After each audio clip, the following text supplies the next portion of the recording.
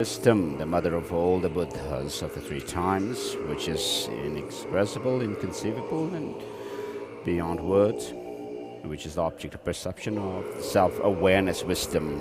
Samgate Bodhi Swaha, Teatha, Gate Gate Para, Samgate Bodhi Swaha, Teatha, Gate Gate, Narangate Magate Bodhi Swaha.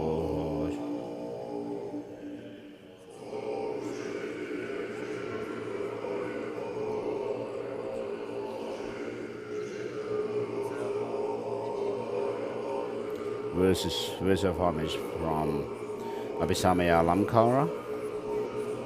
Yunayum de la chart.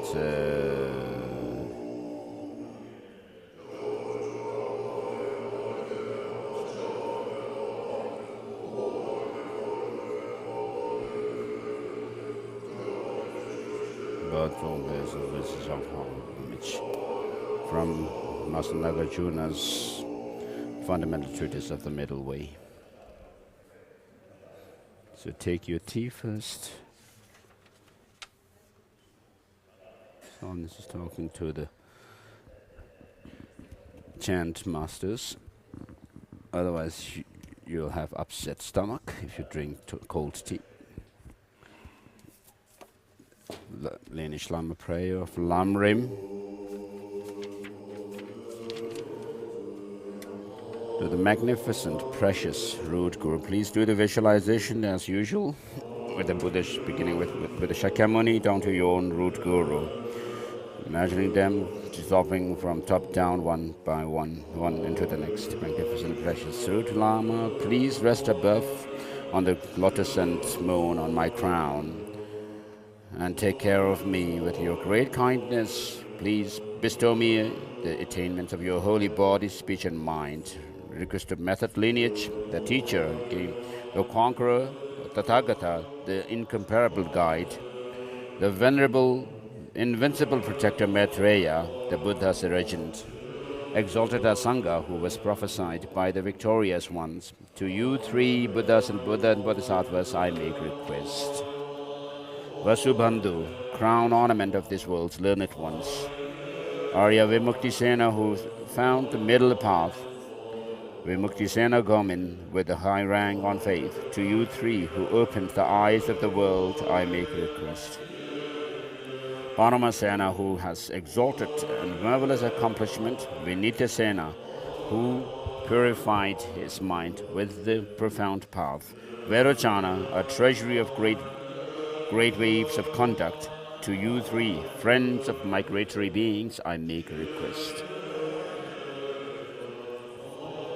Haribhadra, who composed vast treatises on the supreme path of the perfection of wisdom.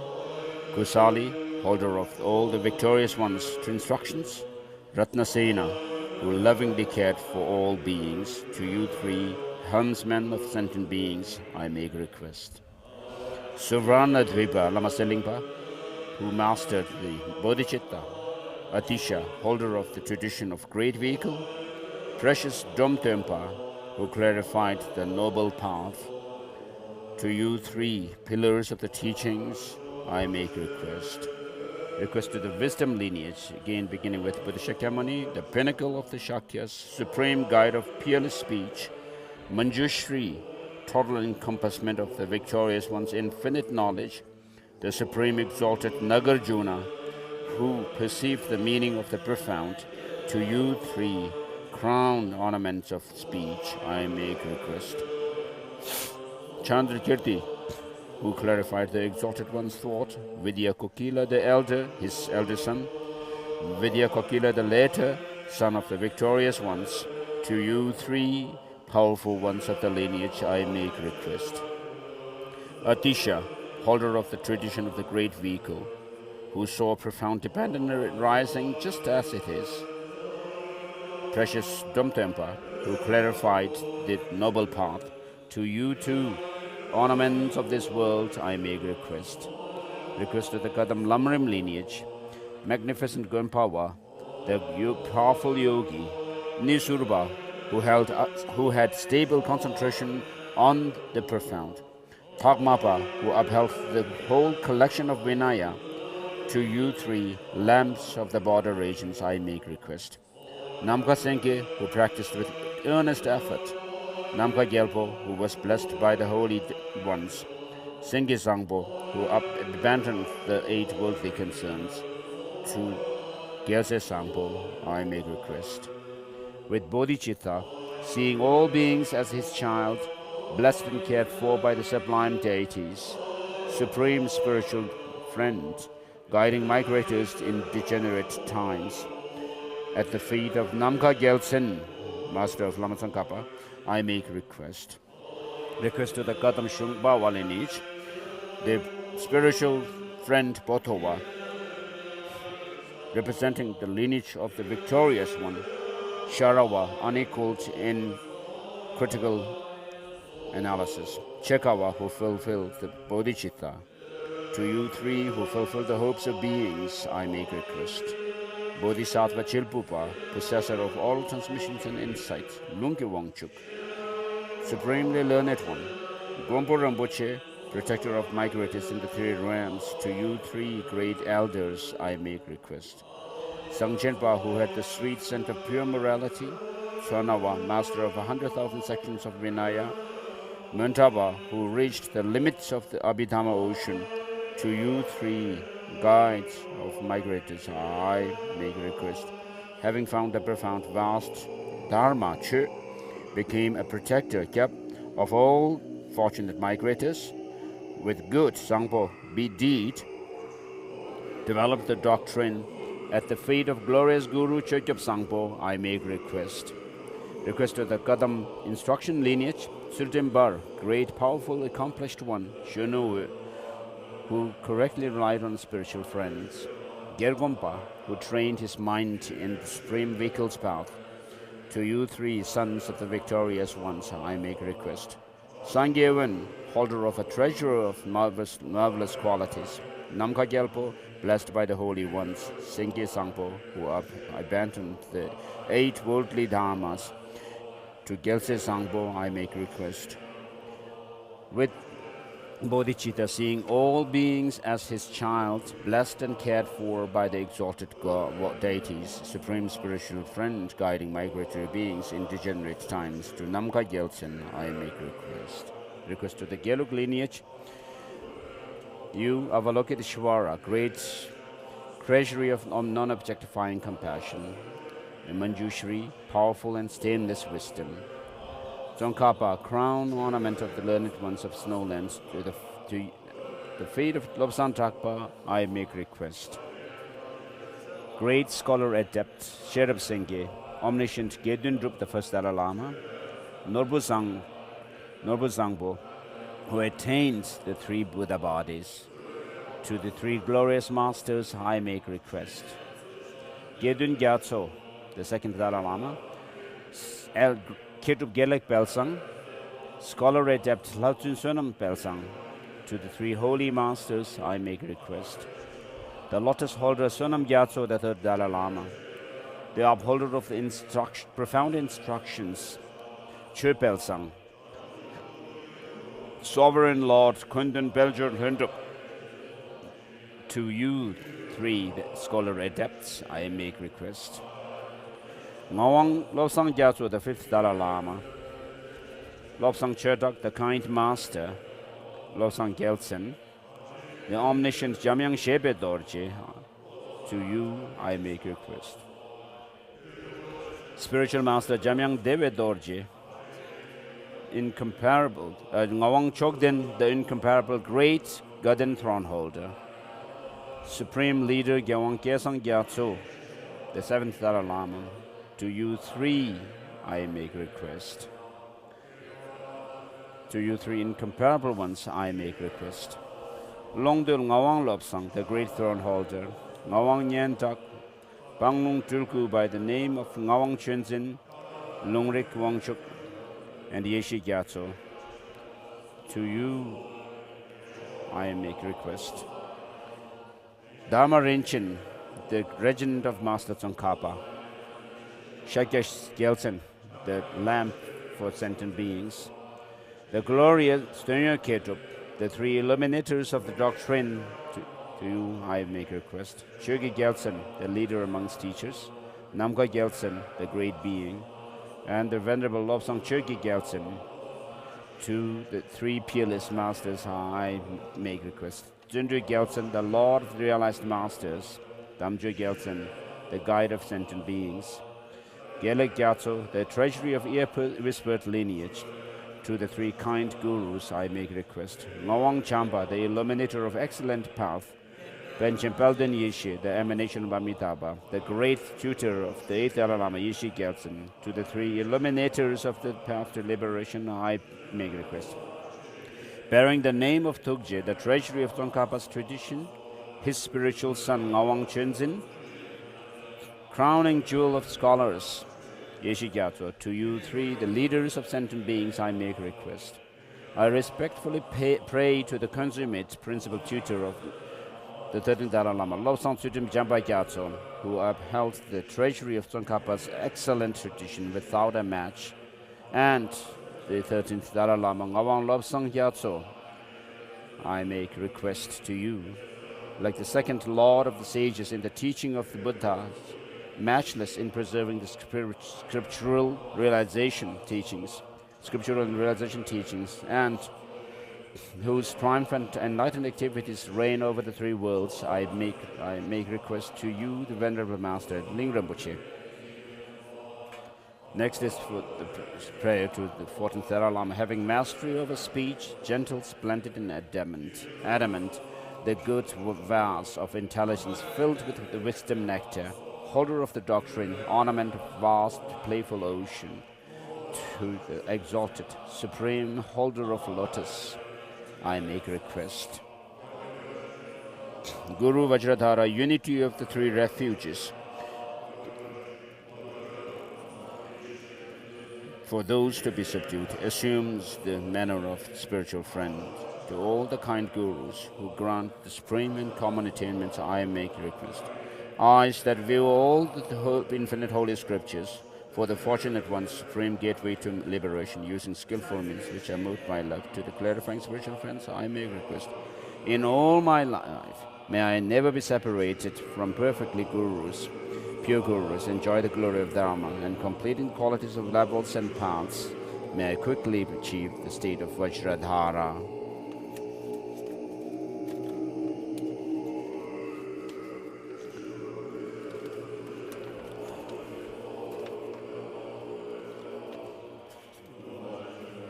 The foundation of all good qualities, the kind and venerable spiritual masters are the foundation of all good qualities.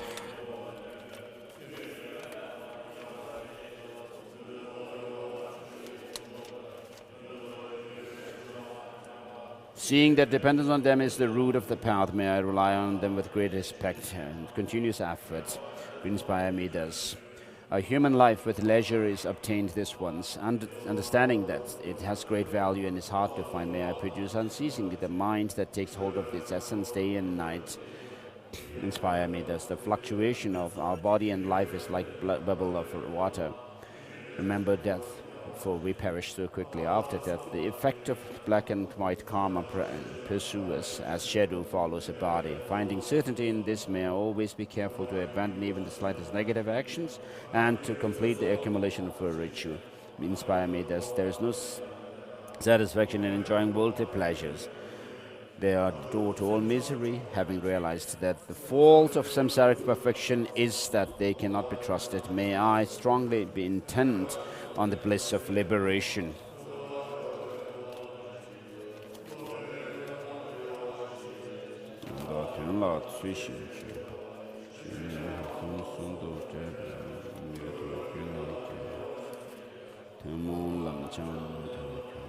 The pure thought to attain liberation produces great consciousness, mindfulness, and awareness. May I take the essential practice, escaping the vows of individual liberation, the root of doctrine, inspire me thus, having seen that all beings, my kind mothers, have fallen like ocean of cycling existence.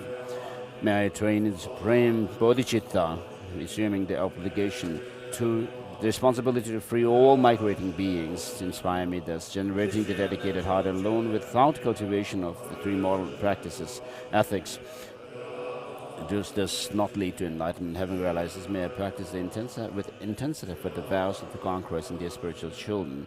Inspire me thus by correcting distraction to false objects and analyzing the meaning of reality. May I quickly generate within my mind that path uniting calm, writing, and insight. Inspire me thus when trained. Having trained in the common path, when I am suitable vessel, may let me enter with ease the great gateway of fortune with the Vajrayana, the highest of all vehicles. Inspire me thus the basis of achieving true powerful attainments is the pure vows and commitments that I pledged. Having found the true understanding of this, may I keep them even at the cost of my life. Inspire me thus.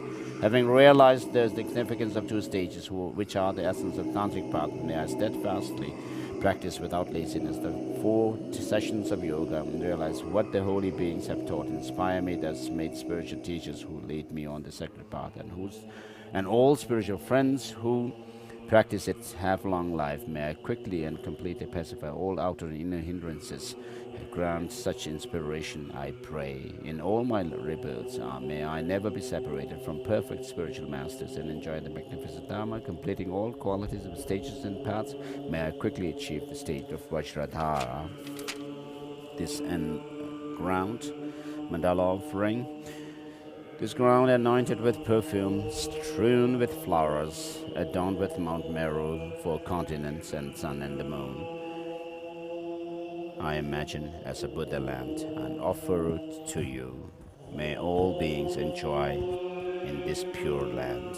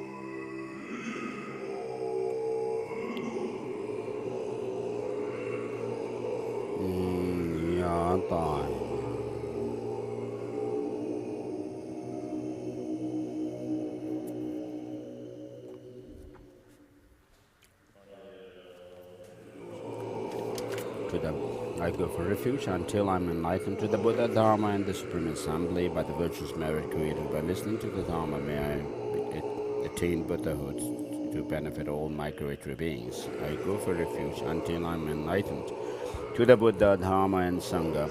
By the virtuous merits created by listening to the Dharma, may I become a Buddha to benefit all migratory beings. I go for refuge until I am enlightened to the Buddha, Dharma, and Sangha.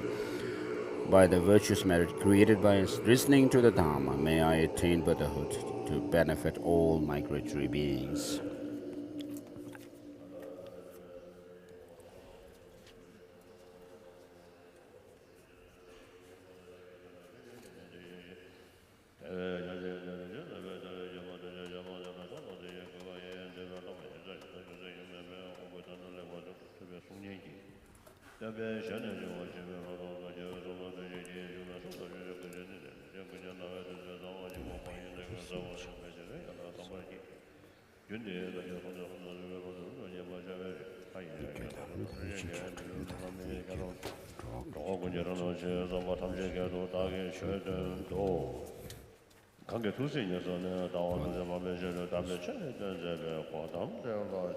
I prostrate to the Gautama who, out of his compassion, taught the holy Dharma to rid us of all wrong views. Master Tsongkhapa has said this verse.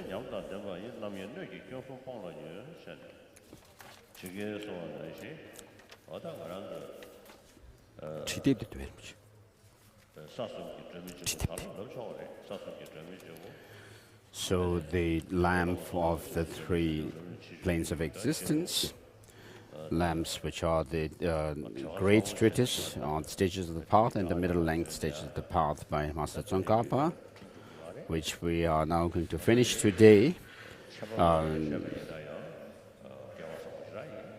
I feel very fortunate to have been able to give teaching on these two texts. I've taught both these texts several times in the past, and especially the Lamrim Chenmo. So in other places I have taught Lamrim Chenmo and the middle length. So it may be only this one time that I've been able to teach these two texts together in this place. And so having engaged in this discourse, all of us didn't have any major obstacles. Everything went very well, except for Ling Rinpoche, who had a bad accident.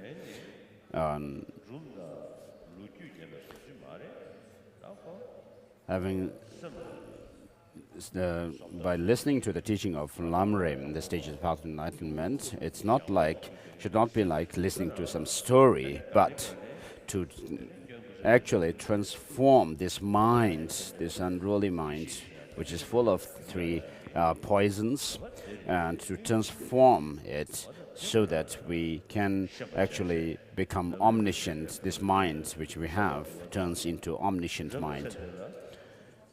So it would be best to apply the teaching within ourselves so that we at least reach a certain degree of paths or grounds. But at least we should actually make some transformation within. It is possible unless you lack in your effort. So from now on, having listened to the Lamrim teachings, we should think, or we should consider ourselves and think of not being slave of the three poisons. It should not, receiving the Lamrim teaching should not be like counting how many times you have received the teaching without making any effort in transforming ourselves within. Otherwise, all our efforts would be in waste, and the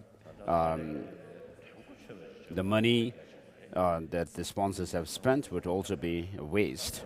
And so we have to put effort and make it worth ourselves worth to practice the Dharma.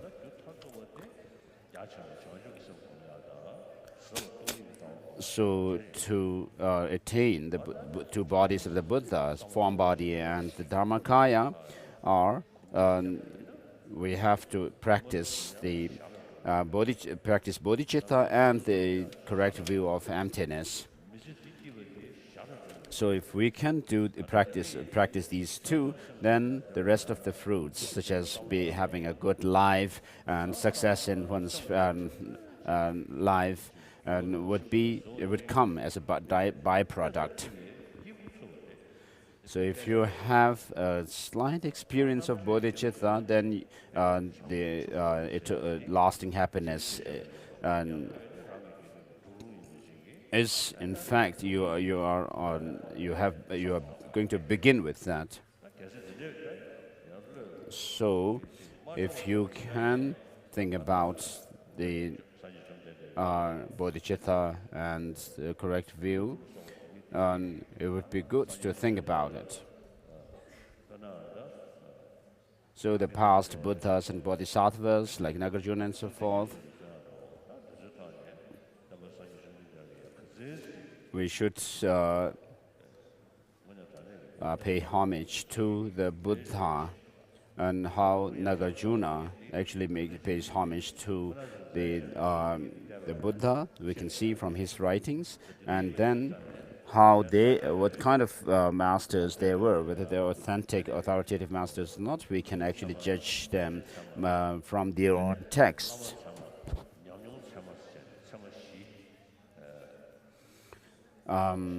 In the Sakya tradition, there is mention of the four valid things or authoritative things.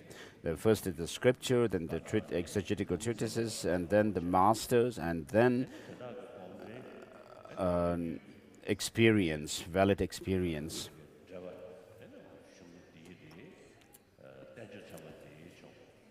And so, in chronological order, first the Buddha's words came, and then the exegetical treatises written by the Indian masters, and then we have the masters who have who have studied these texts and gained experience themselves, and they in turn are showing us the path, have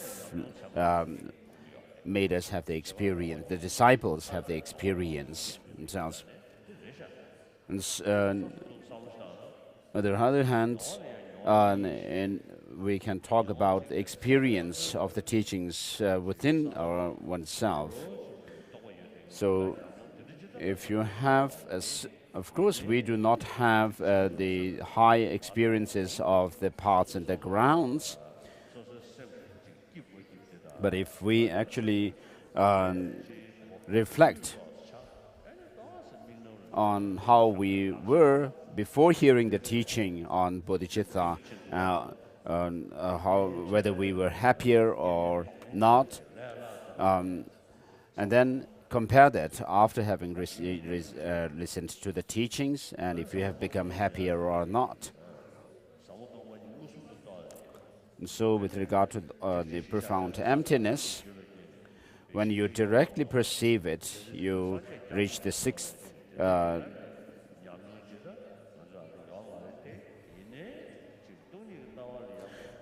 When you reach the path of seeing, although we are not there yet, but because of our understanding of the emptiness, understanding of the profound emptiness, we can have some certainty about those high paths and grounds are, and your faith in the Buddha and so forth also increase, and then because of that, you are not swayed by negative emotions. When you have problems, you don't become helpless at all. So usually when you do practice based on Manjushri, you can see how your wisdom also increases. And so from these kind of small ordinary experiences that we develop, we can kind of infer that the higher experiences which are at this time beyond our conception are possible. And for that, those experiences to happen to us, we need to rely on experienced masters. Therefore, we can find the lamas to be authoritative or authentic. And because the lamas have relied on the treatises, we can also infer or find those treatises to be authoritative, and consequently the Buddha's words to be authoritative as well. And in this way, we can find a very unshakable faith in the teaching of the Buddha through reason. And this is how you actually promote the Dharma. So the flourishing of the Dharma has to happen start within an individuals who gains the experience of the Dharma. So when this happens, we can talk about the Dharma flourishing. And so after 1 year, when you think back in retrospect, when you find that some change has happened within yourself, you should be able to make this change within yourself. Do you get me? So next year we'll gather for the rest of the 18 texts. So if you have made some transformation within yourself, that is an indication that the teaching has worked within you, having engaged in the discourse. So first we'll the second refutation on page 337.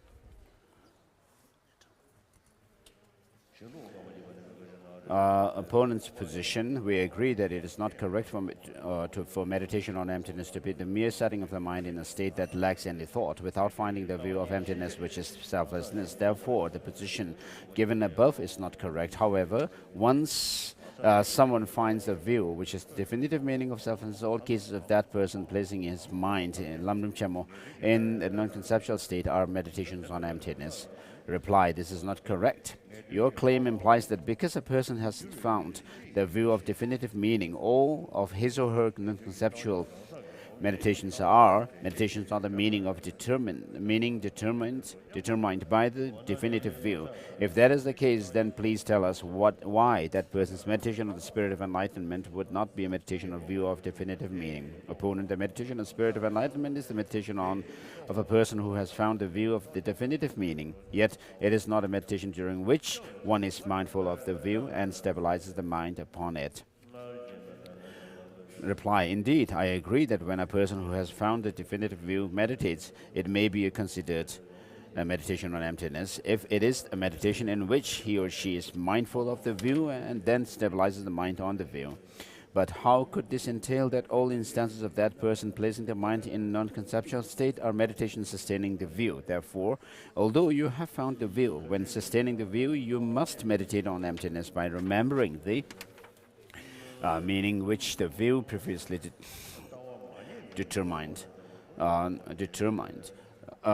If simply placing your mind in a state of non-conceptual suspension does not constitute meditation on emptiness, our own system's understanding of the meaning of the phrase without any discursive thought has already come up several times in the sections of serenity and insight. It means to keep holding the mind on the object of meditation without engaging in a great deal of analysis, which thinks this is that and this is not that. We do not accept the claim that it means being free from conceptual thought. The third refutation, opponent's position. We also do not agree with the first position, which says that meditation on emptiness means setting the mind in a non-conceptual state without finding the view.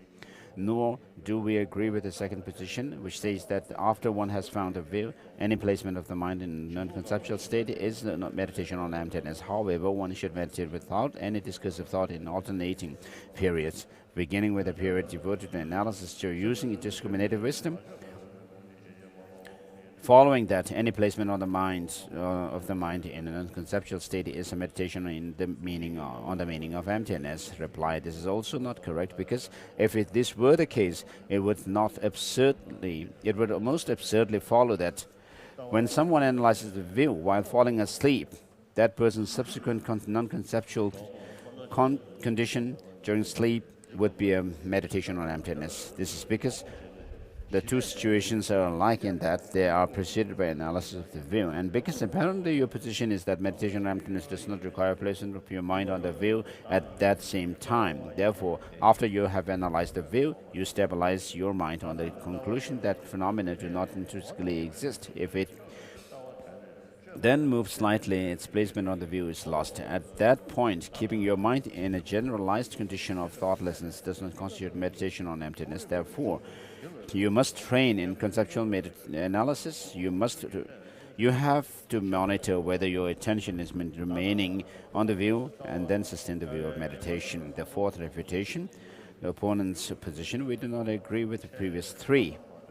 When one meditates on emptiness, one brings about certainty.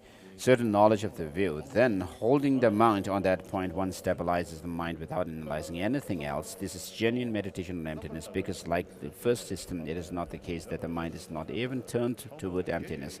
Unlike the second system, it is not the case that one is not mindful of the view of emptiness while sustaining a non-conceptual state. Unlike the third system, it is not the case that one first analyzes the view and then stabilizes the mind in a non-conceptual condition in which the mind does not remain on the view. Reply: what you call analysis of the view is simply remembering the view and then performing only stabilizing meditation on the view. To claim that this is meditation on emptiness is not correct, because if it were, there would only be serenity, which performs stabilizing meditation on emptiness. There would be no analytical meditation, which is the method for sustaining insight. Therefore, this is a one-sided practice that cannot sustain the union of serenity and insight. The presentation of our own view. If you do not find the definitive view of selflessness, your mind will not be directed towards selflessness in any of your meditations. Therefore, you must find the view of selflessness. Furthermore, mere understanding is not enough. When sustaining the view, you must remember it and analyze it, and you must meditate on what you have analyzed. In order to do that, you must have both forms of meditation: non-analytical stabilization on meaning and analysis with discriminating wisdom. Each one by itself is insufficient. This section has 3 parts: why both stabilizing meditation and analytic meditation are necessary, overcoming objections to that, and a summary of the key points for sustaining insight and serenity. Regarding the first, if you are not certain about the view, that is, you have not reached firm conclusions about the meaning of selflessness, then the knowledge, which is insight, will not develop. This is because the Buddha said that certainty about a view is the cause of insight, and that failing to study instructions that explain the view is hindrance to insight. The Sutra Unraveling the Intention says, Bhagavan, from what causes do serenity and insight arise? Maitreya, they arise from the cause of pure ethics and from the cause of an authentic view based on study and reflection. And failure to willingly study the instructions of noble beings is a hindrance to insight. Also, the question of Narayana says, study gives rise to wisdom, and it is wisdom that eliminates afflictions. I cited many such statements earlier. How does the view create insight? When you set out to determine the view, you determine it through analysis using many lines of reasoning and scriptural citations. When you have determined it, you repeatedly analyze it using discriminating wisdom. Stabilizing meditation alone without sustaining the view will not create insight. Therefore, when you meditate after having attained serenity, you must sustain the view through a continued analysis. Opponent: we do not claim that there is no analysis at the beginning. However, once study and reflection have determined the view, if you then practice analytical meditation during a session of meditation, these thoughts are conceptions of science. Reply: it is not tenable to fail to sustain the view in this way, for we have given abundant refutation of the claim that any conceptual thoughts are conceptions and of science, and of the claim that ordinary beings meditate on selflessness with a wisdom that is free from conceptual thought. Furthermore, because you claim that all of those conceptual thoughts are conceptions of true existence, if they had to be stopped during meditation on the view, then they would also have to be stopped. When determining the view in such as much as conceptual thought is needed to make those determinations, and since you must use conceptual thought for everything, such as teaching students, debating, composing, and thinking about the view, you would also have to stop it at those times, because you cannot make even the slightest distinction which allows for a conception of true existence that must be stopped during meditation, but which does not need to be stopped at other times. Opponent: we do not agree with that. One conducts analysis using many lines of reasoning and scripture citations in order to know something that one does not yet know, the meaning of selflessness. During meditation, such analysis is unnecessary because the view has already been found. Reply: if this were so, then since noble beings have perceptual knowledge of selflessness on the path of seeing, it would be pointless for them to meditate on selflessness that they have already seen. Opponent, they must meditate on emptiness already perceived on the path of seeing, and by by becoming accustomed to it, they eliminate the afflictions to be eliminated on the path of meditation. The path of seeing alone cannot eliminate those afflictions. Reply, yes.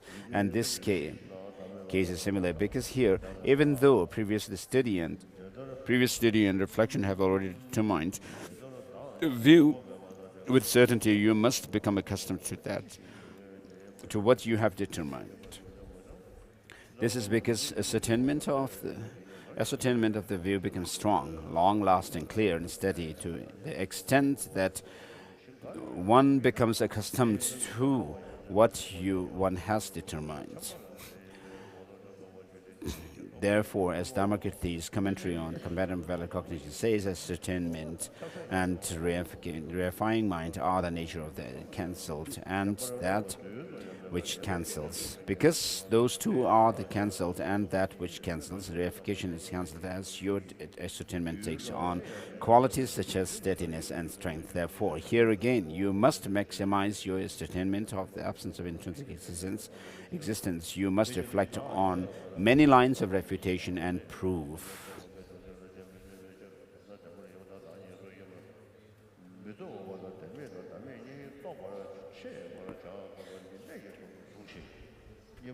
Suppose that this were not the case. Someone could arrive at an understanding of something such as impermanence, karma, and its effects, the faults of second existence, spirit of enlightenment, love and compassion. Then, without analyzing them further, that person would need simply to hold a single thought, I am going to die, and then sustain it in order to have full knowledge of impermanence. The reasons why you must continue analysis of the view are entirely similar.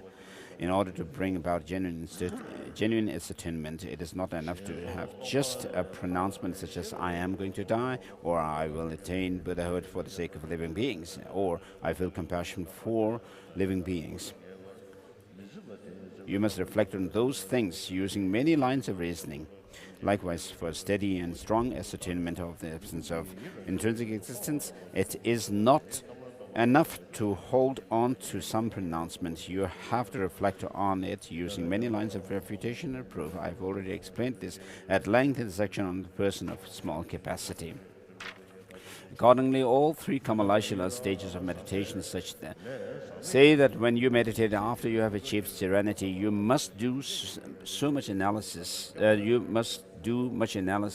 in meditation. And Chandrakirti's commentary on the middle way says things like, yogis refute the self, meaning that when they meditate, they carry out those analyses. This is because yogis do this analysis in order to find either serenity or insight, and because it is not the case that there is no search for understanding of the view prior to achieving serenity. Also, analysis of the view are set forth in the context of the perfection of wisdom after the perfection of meditative stabilization. The critical point implied by this order is that you still analyze the two selflessnesses after achieving meditative stabilization. Bhavivika's Heart of the Middle Way says, after your mind is set in equipoise, this is how wisdom investigates these things, these phenomena, which are conceived of in conventional terms. Viveka's own commentary on this says that the analysis of view are done after achieving concentration. Also, in engaging in the Bodhisattva's deeds, Shantideva says that you achieve serenity in accordance with what appears in the chapter on meditative stabilization. Then, when you cultivate wisdom, you cultivate it via rational analysis. Therefore, the sequence of the last two perfections and the sequence of the last two trainings are, in all cases, sequences in which wisdom is cultivated after you have previously achieved concentration. In discussions on how to cultivate that wisdom, every statement about analysis of the real nature and the diversity gives the same sequence of meditation. So, do not imagine that it is the other way around. Beyond just these sources, there are many great texts that say this, so there is no doubt that you must analyze during meditation. While this is so, if you perform only analytical meditation when cultivating insight after you have achieved serenity, your earlier serenity will be destroyed. Since it was not refreshed, serenity will be gone. Thus, as explained earlier, insight also will not develop. Therefore, you must sustain the serenity that previously set up a condition of mental stability, since you must also practice analytical meditation. Both are necessary. Furthermore, in the practice of insight, at the conclusion of analytical meditation, you practice stabilizing meditation on that meaning. By doing this, you will achieve a union of serenity and insight focused upon selflessness. The second of Kamalashila stages of meditation says, the Clouds of Jewels Sutra says, thus those who are skilled in eliminating faults take up the practice of meditation on emptiness in order to be free from all elaborations. Through much meditation on emptiness, their minds spread everywhere.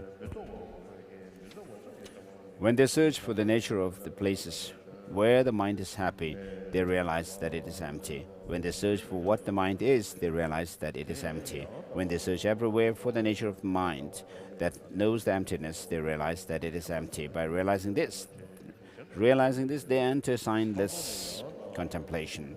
This shows that only those who have previously carried out a full examination will enter into signlessness. It very clearly shows that it is impossible simply to eliminate mental activity altogether, and that it is impossible for wisdom to enter the non-conceptual state without having analyzed the nature of things. This passage states that when you investigate the places where your mind spreads and the mind which spreads there, you realize that they are empty. That when you search for or analyze the knowledge that they are empty, you realize that it is empty.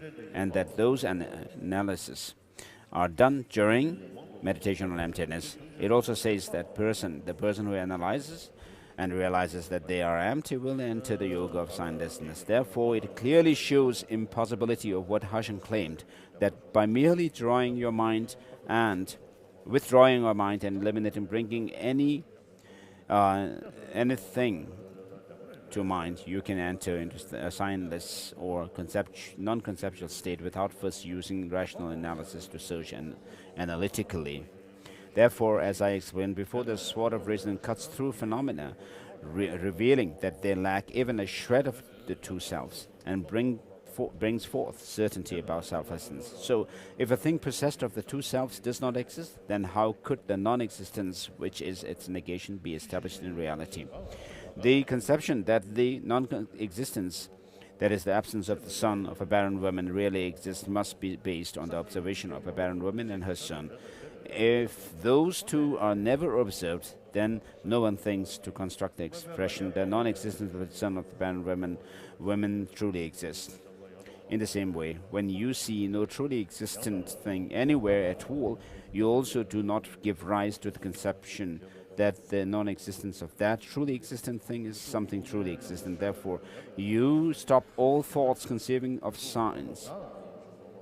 Because if a thought conceives of true existence, it must be a thought that conceives of the true existence of either an existent or a non-existent.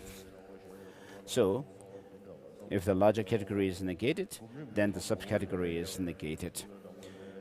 This is what the Kamalashila stages of meditation says. Thus, to achieve a non-conceptual sublime wisdom, you alternate. 1. Developing certainty, profound certainty that there is not even a particle of true existence in anything or non-thing, anything or non-thing whatsoever. And 2. Stabilizing your mind on the conclusion thereby reached. You cannot achieve such wisdom by simply constricting mental activity without an analysis of an object, because this approach does not make it possible to eliminate the conception of true existence. This is because it is merely not thinking of true existence. It is not knowledge of the absence of true existence. In the same way, it is merely not thinking of a self, but is not knowledge of the lack of self. So cultivating it does not stop the conception of self. Therefore, you must distinguish between not thinking about true existence or the existence of true selves and knowing the lack of true existence or the non-existence of the two selves. Remember this critical point. Overcoming objection to that Objection: since analytical discrimination of meaning of selflessness is conceptual, it is contradictory that it should produce the non-conceptual wisdom mind. This is because there must be harmony between the effect and its cause.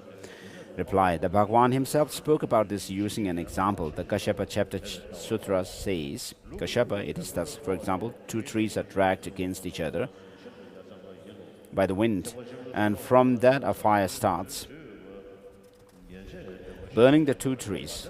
In the same way, Kashyapa, if you have correct analytical discrimination, the power of a noble being's wisdom will emerge. With its emergence, correct analytical discrimination will itself be burnt up.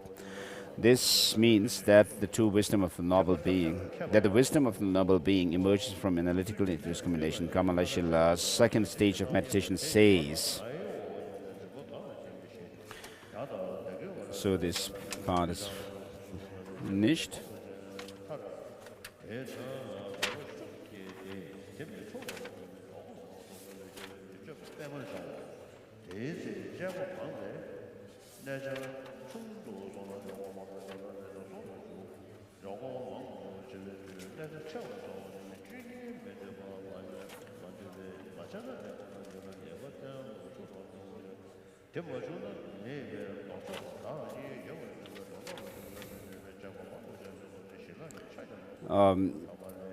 Even though it has a conceptual nature, its nature is one of proper mental activity. Therefore, because it engenders non-conceptual sublime wisdom, those who seek the sublime wisdom should rely upon it.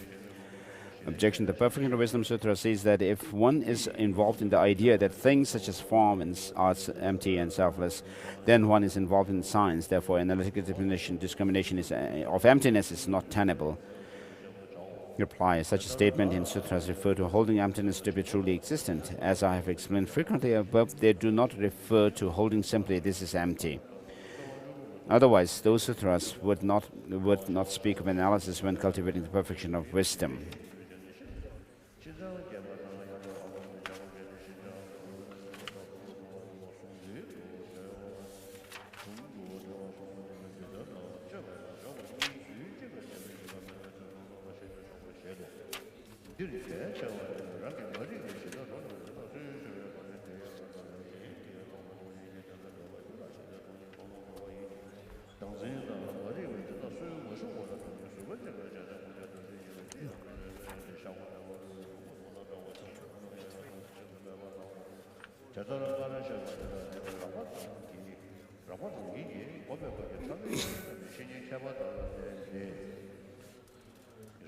Page 252 and the final paragraph,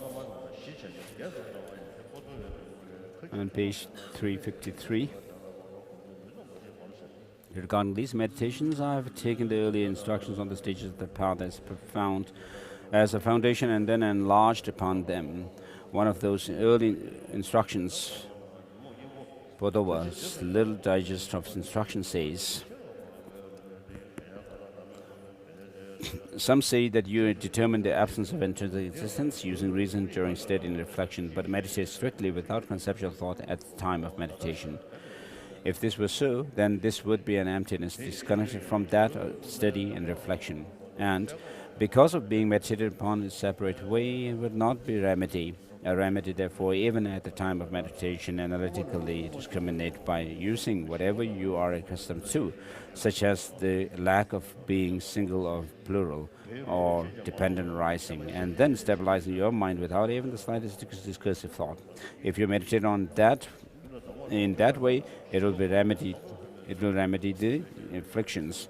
For those who wish to follow the sole deity, Atisha, and for those who wish to practice the system of the perfections, this is the way to cultivate wisdom. By first becoming accustomed to the selflessness of the persons, you can then proceed in this way. Also, Atisha says, who understood emptiness? Chandrakirti, the disciple of Nagarjuna, who was prophesied by the Tathagata and who saw the true reality. One will learn this true reality from instructions which derive from him. This teaching is like what Atisha says in his Madhyamaka instructions. He says that You alternate between analytical meditation and meditation which stabilizes on the conclusions of such analysis. There is no difference between this and the system of Master Kamala Shila. As explained before, the intended meaning of Chandrakirti's commentary on the middle way, Bhavivika's heart of the middle way, and the writings of Master Shantideva are also the same. This is also explained many times in the teachings of Maitreya and the text of Nirmala Sangha, and is clearly explained in the instructions for the perfection of wisdom by the scholar Ratnakara Shanti, who considers a Sangha system to be accurate. Therefore, it is evident that the texts and instructions deriving from Nagarjuna and Sangha agree about the way to sustain insight, the measure of achieving insight through meditation. When you meditate using discriminating wisdom to analyze in this way, you have to an approximation of insight until you develop such pliancy as I explained above. Once you develop pliancy, it is genuine insight. The nature of pliancy and the way to produce it are, as I explained them above. Pliancy is also induced by previously attained and continuing serenity. So insight is not simply a matter of having pliancy. What is it? Insight is when the power of analytical meditation itself is able to induce pliancy. In this regard, insight observing this diversity and insight observing the real nature are alike. Thus, the sutra unraveling the intended meaning says, Bhagavan, when bodhisattvas who have not attained mental and physical pliancy attend internally to an object of concentration, which is an image based on how they have understood those conventional phenomena in deep reflection, what is that attention called? Maitreya. It is not insight. You can say that they have a conviction that is an approximation of insight. Also, Ratnakara Shanti's instructions, the perfection of wisdom, says, thus the attainment of insight lies in the attainment of physical and mental pliancy. As you have a strong interest in the object of internal concentration, which is an image based upon this same object, as you have reflected upon it, you will carry out analytical discrimination until you have developed physical and mental pliancy.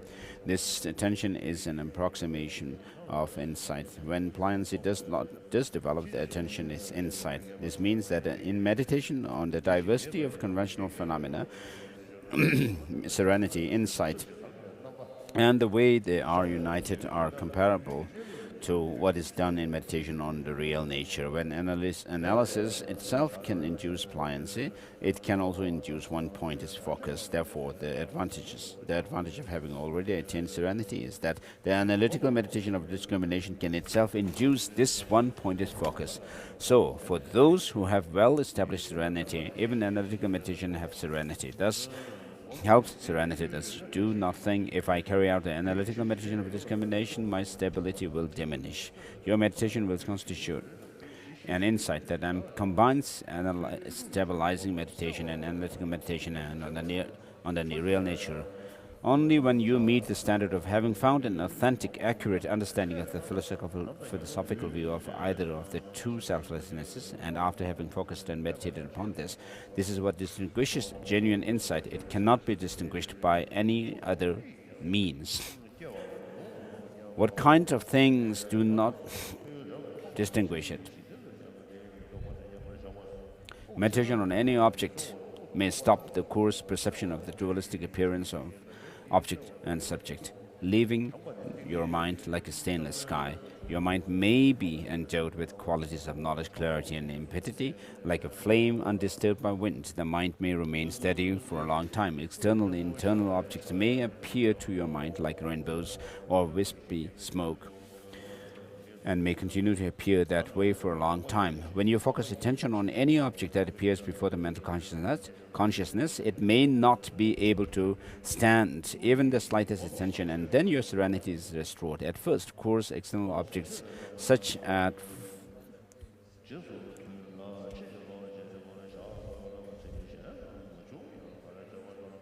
form and sound do appear. It seems that understanding and experience of the sort which you formerly possessed have been expelled. When you focus your mind on them, they disappear without fear. bearing the slightest attention. Such experiences occur but cannot be considered cases of finding the view which knows the reality beyond the two extremes, nor can these hazy, indistinct appearances be at all considered as illusion-like in the Madhyamaka sense. This is because many such things appear when you sustain stability for a long time, even when your mind is not directed toward the view. As I explained before, the sense of illusion-like requires that an appearance be based on two factors. One, the certainty of a reasoning consciousness, which has concluded that phenomena lack essence, and two, conventional valid cognition's undeniable establishment of appearances. Things such as forms may appear to your mind under a sheer and diaphanous aspect, like a rainbow. This is simply the combination of the absence of any tangible object and the glimmering appearance of which occurs despite the absence of anything tangible. Thus, since this sort of ascertainment lacks even the slightest certainty about the absence of intrinsic existence, it is not right to consider this an illusion-like appearance, because to do so is to call the tangible intrinsic existence, treating two objects of negation, intrinsic existence and the tangible, as though they were the same. Otherwise, if you did claim that the Madhyamaka sense of illusion and falsity is something of this sort, when a rainbow and a wispy smoke are taken as the substrata, the idea that they intrinsically exist would never occur, because according to your approach, the very ascertainment of the substrata would be an ascertainment that they would appear but lack intrinsic existence. Also, when the tangible is itself taken as the substratum, this approach would not lead to the ascertainment that the tangible lacks intrinsic existence, because according to your approach, the ascertainment of the substratum is the conception of intrinsic existence. Therefore, when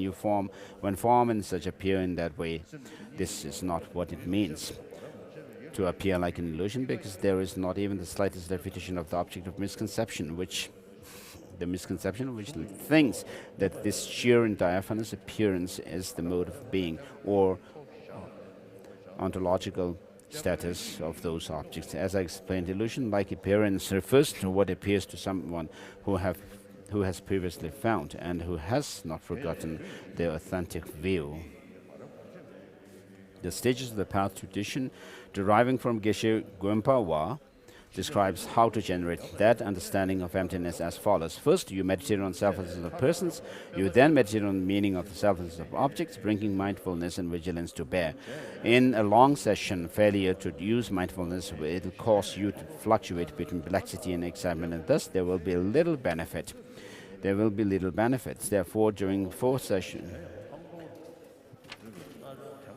page 359,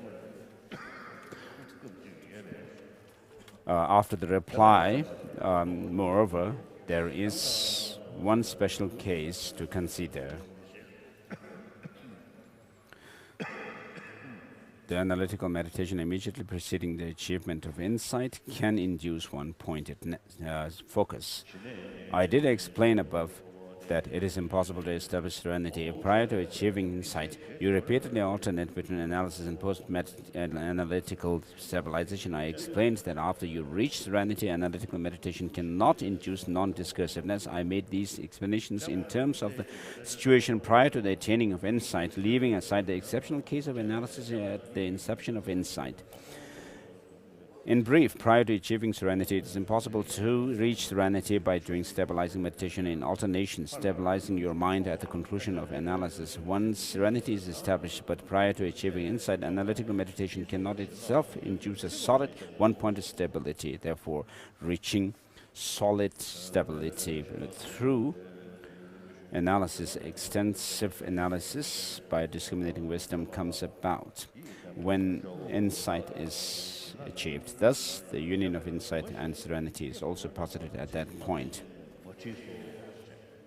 But I'm wary of being long-winded, so I will write no more.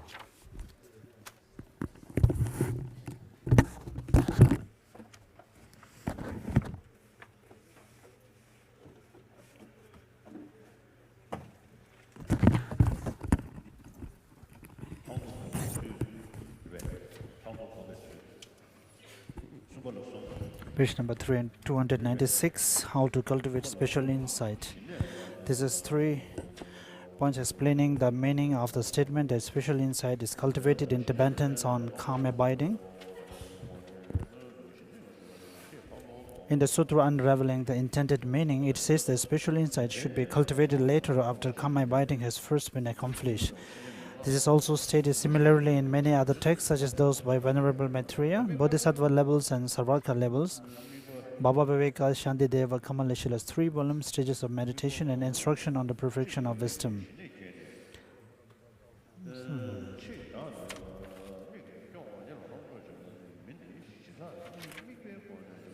The intended meaning of this text is not that after prior generation of calm abiding observing any object without observing the meaning of selflessness, special insight is understood as just sustaining the observation of selflessness.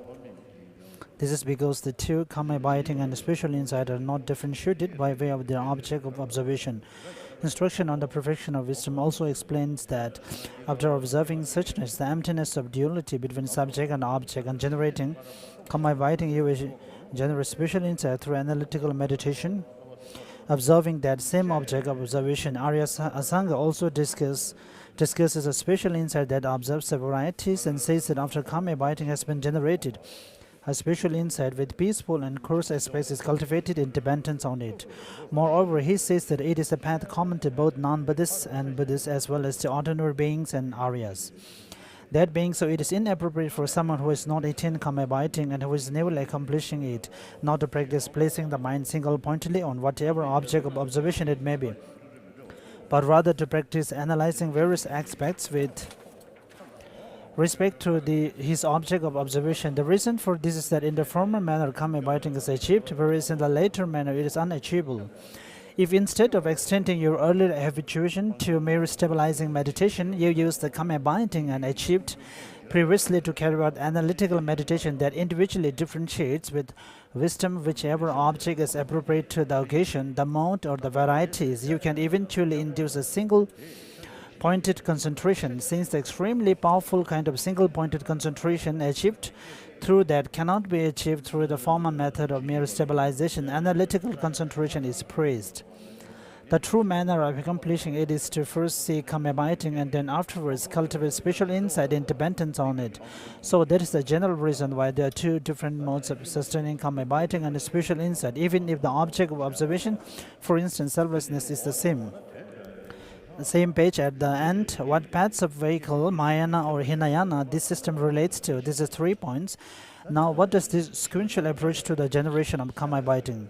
So this is actually not evident in the great treatise of the text, but here it's more emphasized on this subject. It is common to the vehicle of hearers and solitary realizers and the great vehicle of the perfection. In fact, to the 14th system, in my great exposition in the exposition of the path of mantra, I have already explained the assertions of individual tantras and their commentaries to the effect that it is similar for the 3 classes of tantra.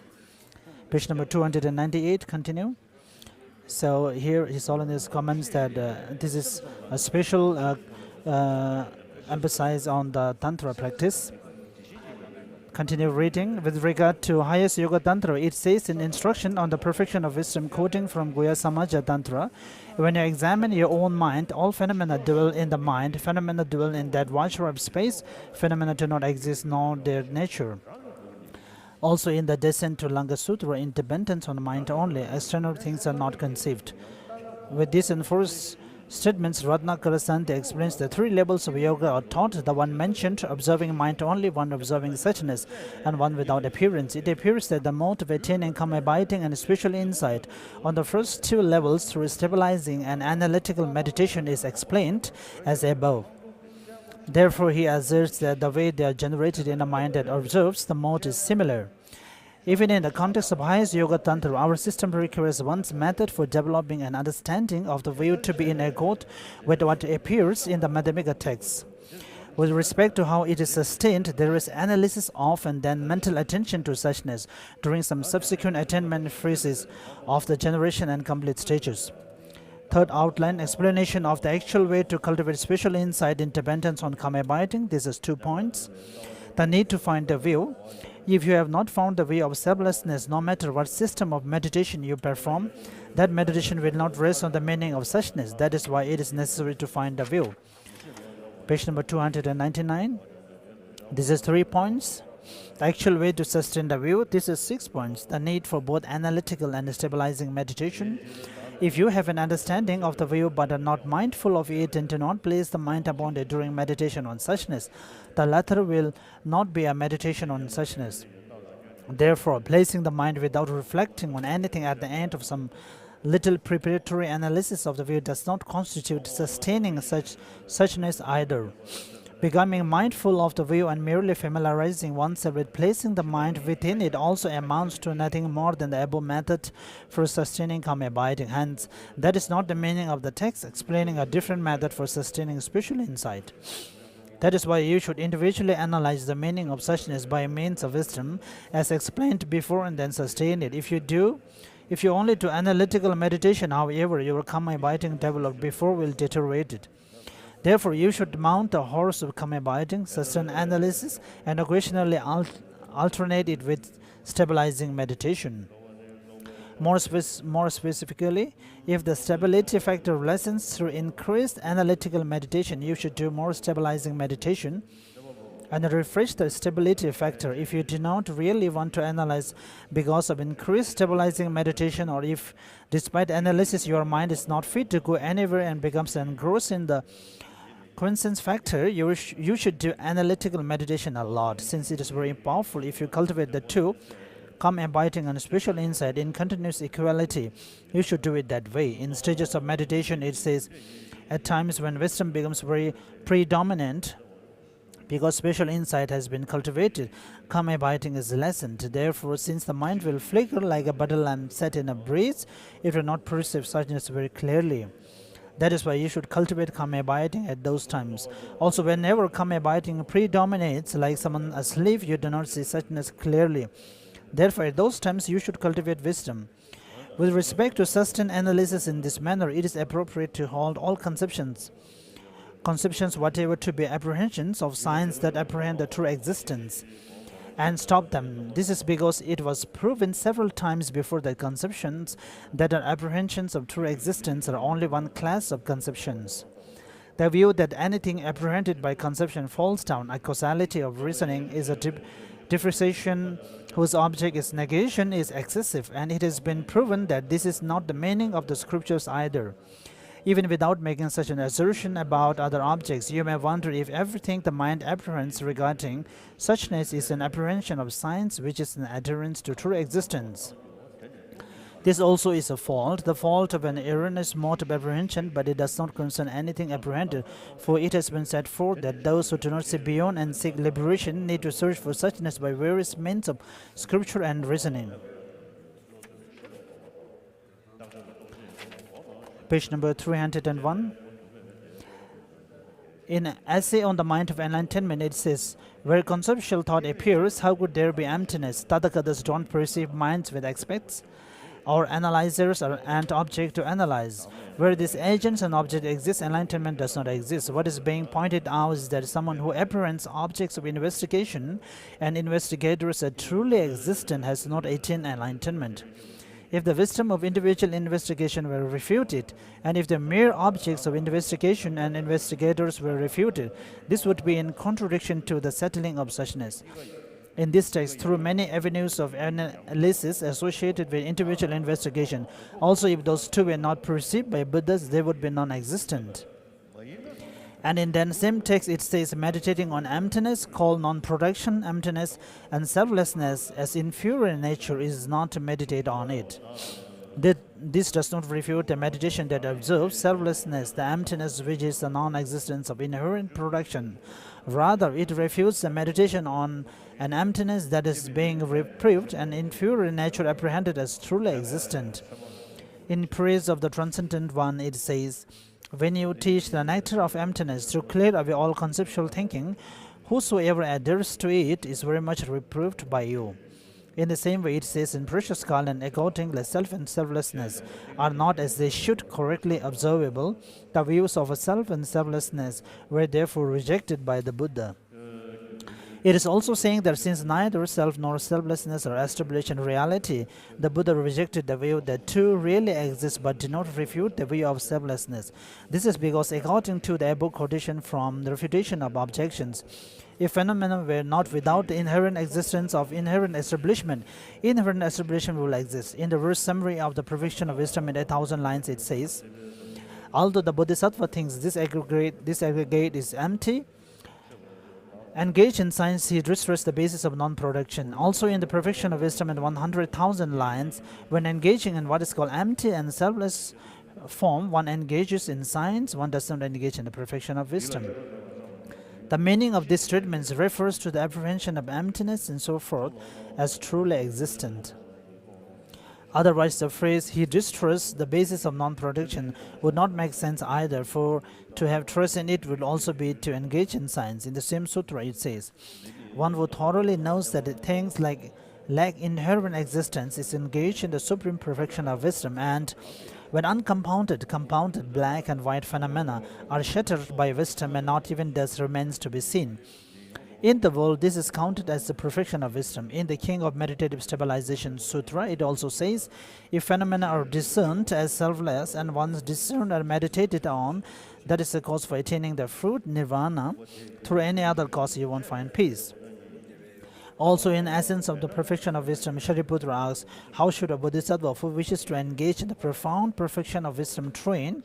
And Avalokiteshvara replies, he should thoroughly and correctly view even those five aggregates as assumptive of inherent existence. There are many statements like this which would otherwise be contradicted. That is why it says in Praise of the Sphere of Reality, the Dhamma supremely cleans the mind, is a lack of inherent existence, and as long as one apprehends I and mind, one infused aspects from without. When the two aspects of non-self are seen, the seeds of conditioned existence cease. Page number 303. In commentary on the middle way, it also says, therefore, by viewing the self and mind as empty, the yogi will be completely liberated. You should understand this in accordance with the statements and sustain the continuity of ascertaining selflessness and the absence of inherent existence. Here it says in the stages of meditation, in Dharani of non-conception, it says, the science of form and so forth are abundant by not attending to them. This implies that one does not attend to whatever is not observed of an investigation with wisdom. It does not imply the mere absence of attention. It is not an abandonment through merely abandoning the attention, which is the beginningless strong adherence to form and so forth, like in the absorption of non-discrimination.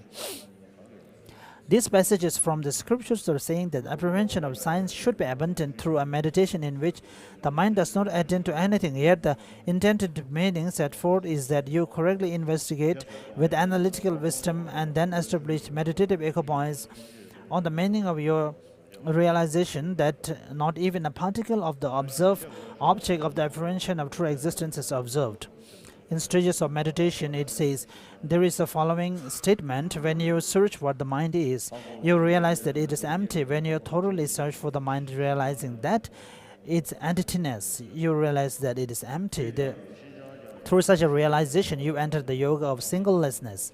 This indicates that the preparatory reflection is the entrance to singlelessness. It very clearly indicates that it's impossible to enter into complete non-conceptuality by merely abandoning mental attention altogether without analyzing the emptiness of things by means of wisdom. This statement from the Cloud of Jewels of Sutra is saying that if you have not found the way of suchness through correct prior analysis, you will not be able to engage in the meaning of suchness non-conceptually. In stages of meditation, it is in order to refute the presumptuous claim that you can then realize what is said to be inconceivable, beyond mind, and so forth by merely hearing and thinking about the profound meaning. It was taught that since these are objects known by the individual Aryas themselves, they are inconceivable by others, and the like. This was also set forth in order to refute improper reflection upon apprehending the profound meaning as truly existent. However, it does not refute correct analysis by means of wisdom by individual investigation. It is said that if that were refuted, many reasonings and scriptures will be contradicted. Although it is considered an entity of conceptual thought, non-conceptual wisdom arises from it because it is an entity of correct mental attention. Therefore, those who want that wisdom should rely on it. It is very important to understand the way in which these statements refute the Chinese abbot's preposition that even without finding the view that settles suchness in Tibetan scriptures and reasonings, suchness is realized by meditative equipoise without any mental attention whatsoever. These are third points. These methods of meditation also appear in early instructions on the stages of path. In Padava's jewel box, it says, while hearing and thinking through reasonings, some say you settle that there is no inherent existence. But when you meditate, cultivate non-thought. If you do that, this emptiness, unconnected, cultivate apart, will not serve as antidote. This, even at the time of meditation, investigate that which you are familiar with. Not one or many, dependent relation and so forth, also abide a bit in a non-conceptual. If you meditate like that, you will cure the afflictions, those who wish to follow the Divine One, and wish to practice the system of perfections, that is their method for cultivating wisdom. Familiarized with the selflessness of persons, they should engage in it accordingly. The elder also said this well, through whom is emptiness realized, through him foretold by Tathagata, who saw reality, that is that which is true, Nagarjuna's student and the Kriti. Through oral instructions transmitted from them, the truth, the reality will be realized.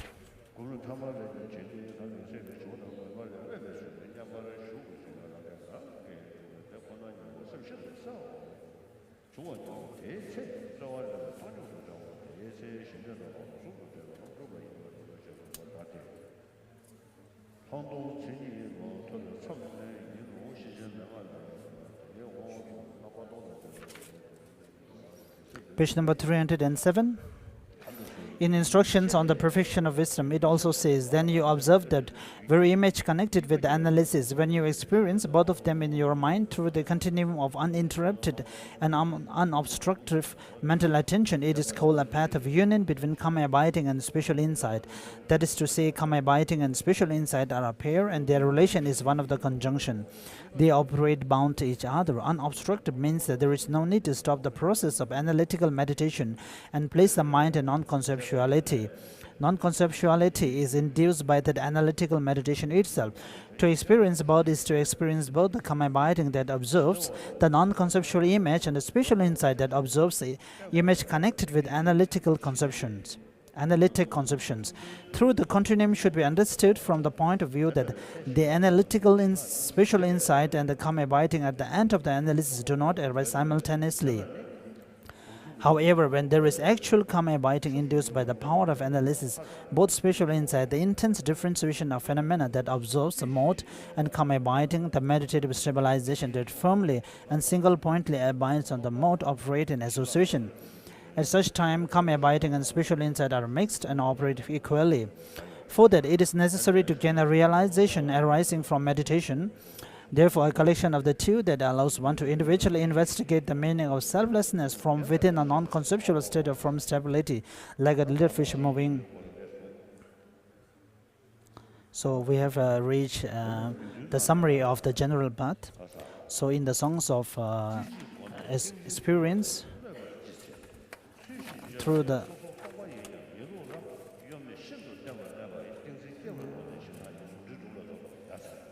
single-pointed familiarization evidently brings meditative concentration. Here, the correct analysis of the mode of beings of the things by individual investigation, this verse and the next stanza, meditating on the space like emptiness of meditative equipoise and the illusion like emptiness of post-meditation state, and engaging in the practices of bodhisattvas through the union of method and wisdom is praiseworthy. And the next verse, thus generating the common bud, which is essential for both the causal and resultant vehicles of Mayana. So normally I'm very fluent with this verse, but today I cannot remember. And then with the proficient captain's guidance, entering into the ocean of tantras. So actually it's an end of, so we will keep that, it's the end of the text.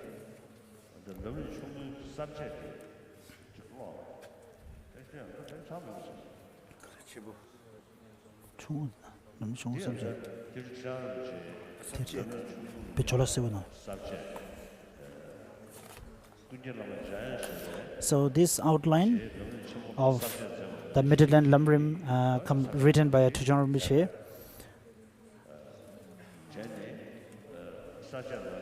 So the way of writing the outline, the Phabangor Rinpoche's reincarnation who passed away, and it was roughly presented by him, and then Trijang Rinpoche went through it and corrected and then formulated it. And there is also a print with all the outlines, and I also have got the transmission of this, and I once also have given this transmission once in Sarah. So I haven't been able to read the outline till here now, so I just read it today separately.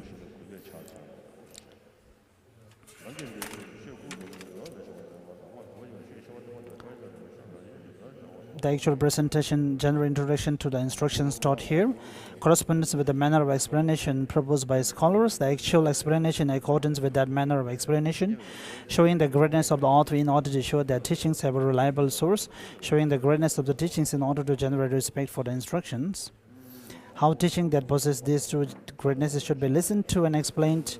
How teaching that possess these two greatnesses should be listened to.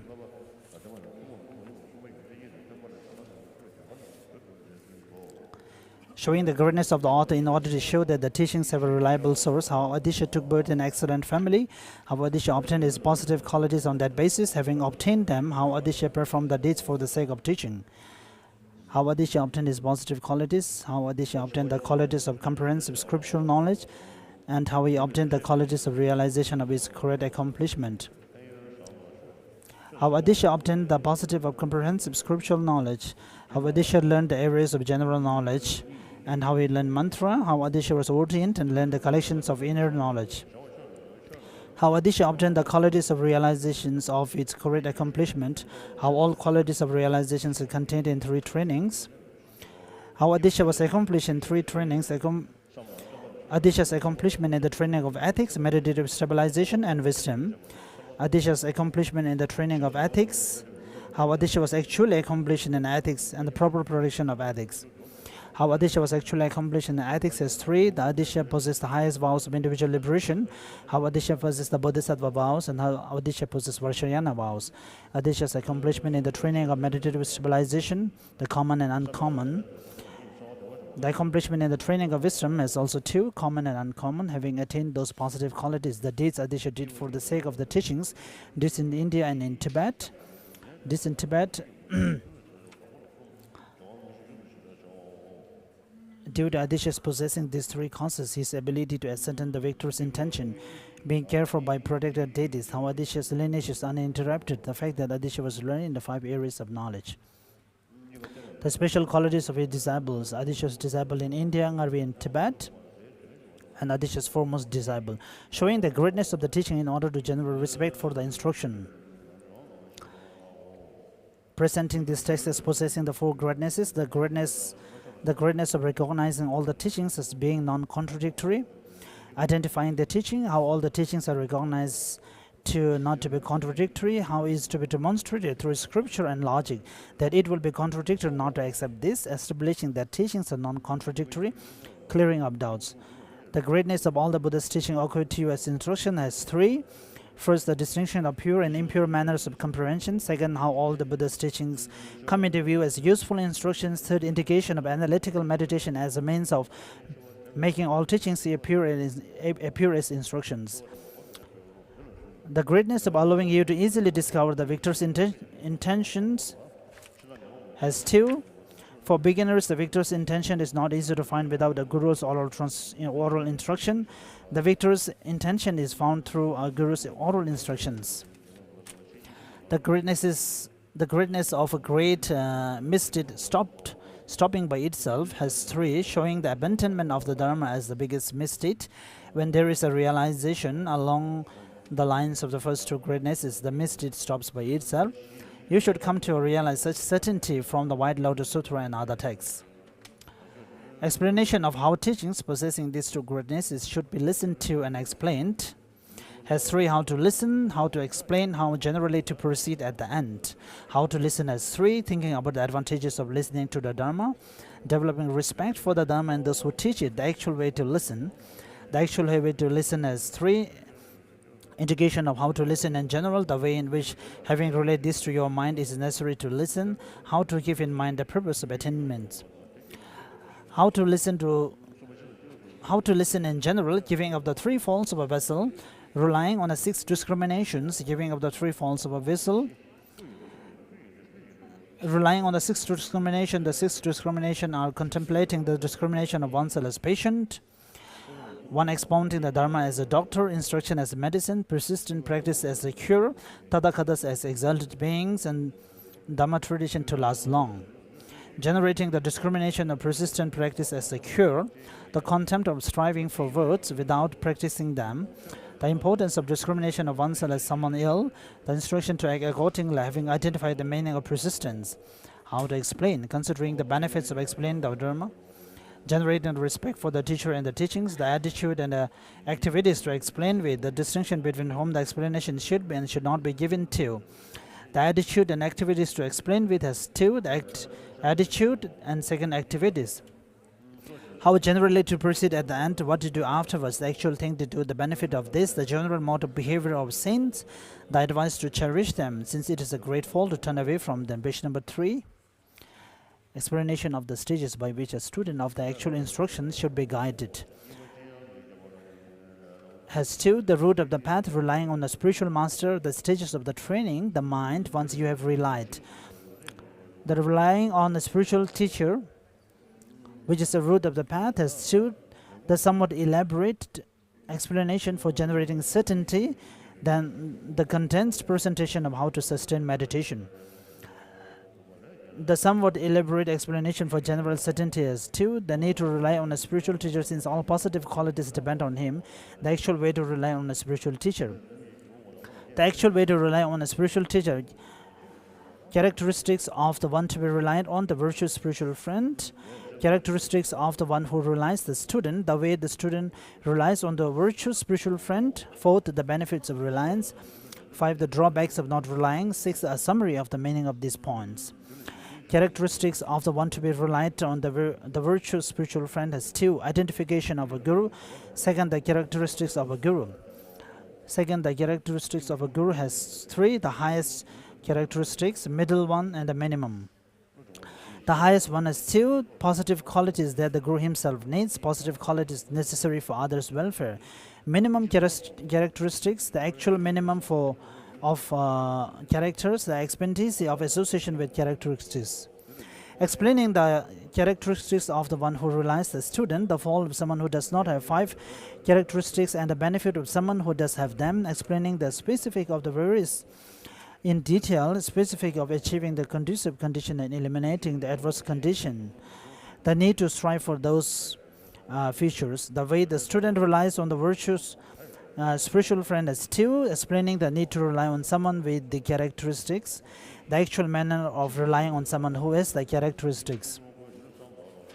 The actual manner of relying on someone who has the characteristics has 2, the manner of relying in thought, the manner of relying through actions.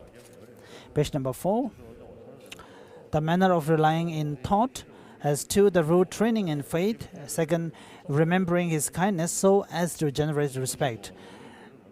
First, the root training in faith has 5, explaining faith as the basis of all qualities, identification of faith, the need to discriminate the spiritual master as a Buddha, the disadvantages of conceiving faults, the way of restraining concepts of faults, the manner of relying through actions, the need for reliance through actions, a condensed explanation of the 3 means of pleasing the spiritual teacher, the extensive explanation of those 3 means, offering the Guru material things, practicing in accordance with his advice, the benefits of reliance, benefits such as approaching the state of a Buddha, bad karma is exhausted and the benefit exists, even that of making offerings to numerous Buddhas. The drawbacks of not relying, the actual it ruins this life and future ones, no positive qualities are attained and early ones deteriorated.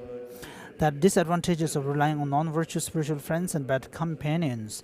Summary of the meaning of these points: the importance of proper reliance as the root of perpetual striving, the need for confessions and a vow, because if that proper reliance does not come about, it is a great fault.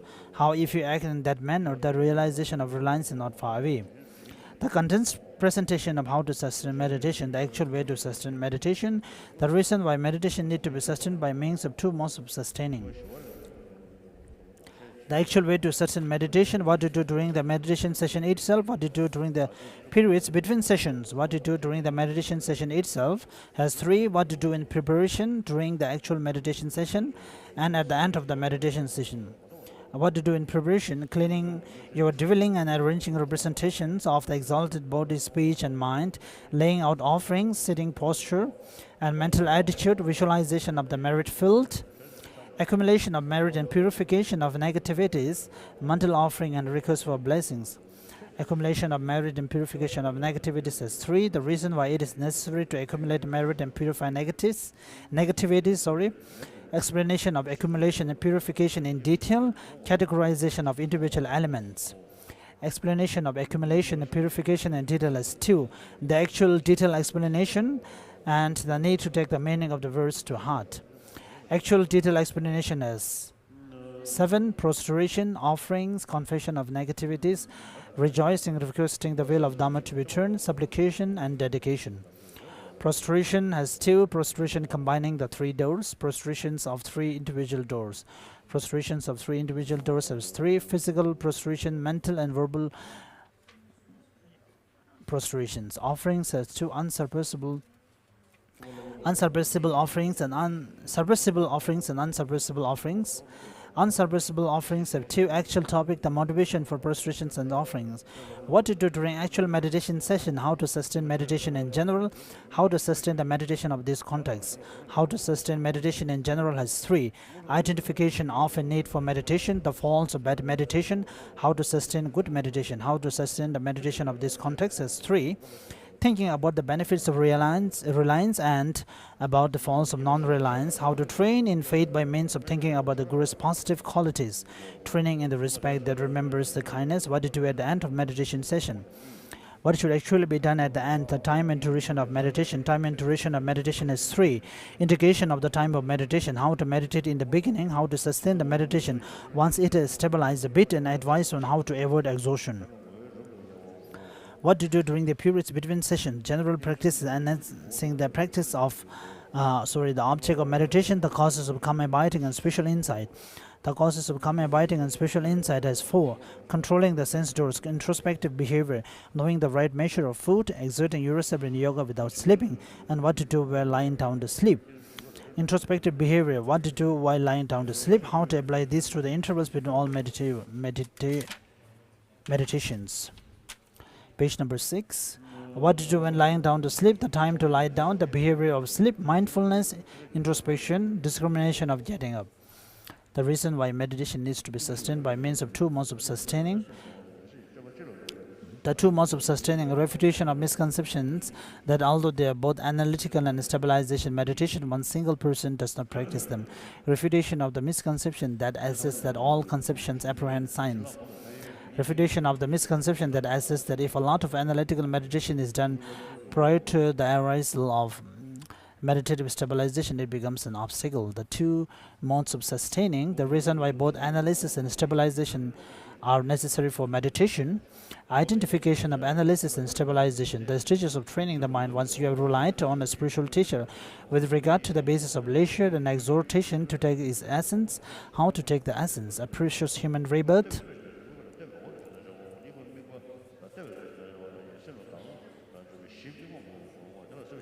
With regard to the basis of leisure and exhortation to take its essence. Identification of the leisures and endowments, considering the great value of leisures and endowments, considering the difficulty in finding the leisures and endowments. Identification of leisures and endowments. 2. Leisures and endowments. Leisure is 2. Identification of the leisures. 8. Unfree states. Endowment is 2. The 5 personal endowments. The 5 endowments conditioned by others. Considering the great value of leisures and endowments as 4. Considering the inappropriateness of someone with this special base acting like an animal, how a body of leisures and endowment is the best. How to train in the wish to take the essence, having brought to mind those two objectives. The inappropriateness of returning empty-handed, giving that not only ultimate but also temporary objectives are not easily accomplished. Considering the difficulty of finding the leisures and endowments, the illustration of the difficulty in finding the leisures and endowments, the reason why it is difficult to find, the rarity of those obtaining, the causes of leisures and endowments, the result of sustaining those objectives, the method of meditation with 4 special features, differentiating the ways of sustaining the meditation.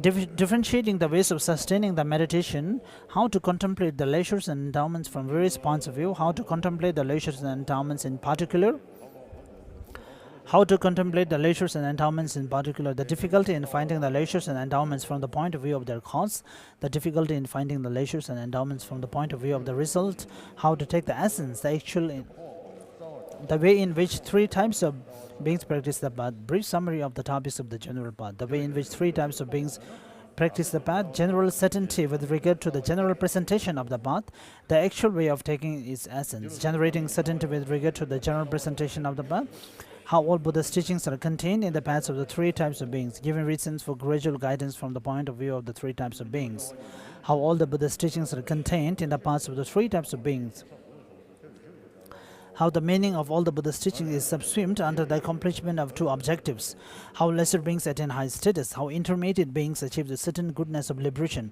how great beings attain omniscience, elucidating the sources of the term 3 types of being, clearing up doubt, how giving reasons for gradual guidance from the point of view of the 3 types of beings, what the purpose is of guiding someone by way of paths of the 3 types of beings, giving reasons for such gradual guidance, with the purpose is of guiding what the purpose is of guiding someone by means of the paths of the 3 beings, giving reasons for such gradual guidance, the actual reasons, the purpose, the actual reasons, the entry gate to the Mahayana, the need to consider its benefits and allow one's delight to increase before generating the mind of enlightenment, along with the relevant sources. The benefits of striving for this mind, how the lesser and intermediate branches of the path are necessary for laying the basis of those benefits, how the lesser and intermediate branches of the path are necessary when training in the actual mind, how the lesser and intermediate branches of the path are also necessary for the ritual accumulation and purification of this mental attitude, advised to cherish the way that teaching cycles of lesser and intermediate beings become branches of the great beings. The order, all paths are contained in 3 trainings for the sake of skill in classification. All paths are contained in 2 collections. The need to enter the mantrayana, how to pursue the perfection path alone, the stages of engagement in mantra, explanation that intention of the lamp for the path and so forth is engagement in both sutra and mantra. The order of the 2 minds and so forth, and how to train in them, the order of trainings.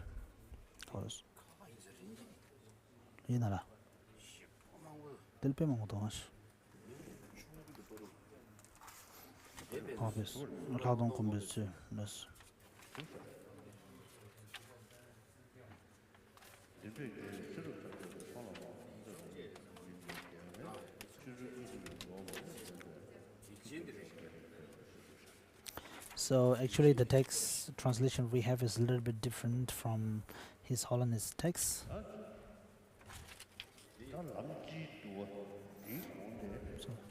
So the general summary of the path. So before that, I thought I will do conferring the vows of Bodhisattva.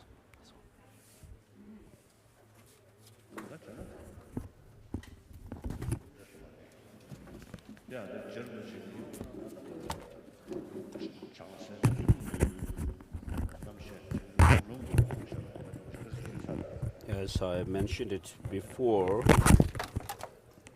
this Bodhisattva generation of bodhicitta is based on the basic path of bodhisattvas written by Master Tsongkhapa. And this tradition has for some time kind of declined. And then I asked my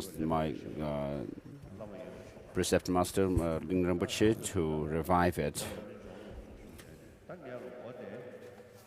So in the beginning here, we have to visualize the merit filled, who are the ones in whom we take refuge. Just as we did when we did the ceremony for generating bodhicitta. So all the great masters of Tibet, India and Tibet who have cultivated bodhicitta and practiced with the help of which is supported by their understanding and insight into selflessness or emptiness, either from the Chittamatra or Madhyamaka point of view. So we have this time, you have received the commentarial explanation, transmission of Lamrim, and as an auspicious ending or conclusion of this, we'll do this. And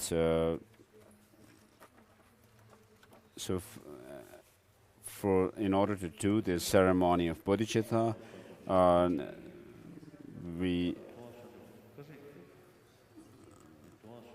His Holiness wishes to, the first will, His Holiness was suggesting to do the 7-limb prayer.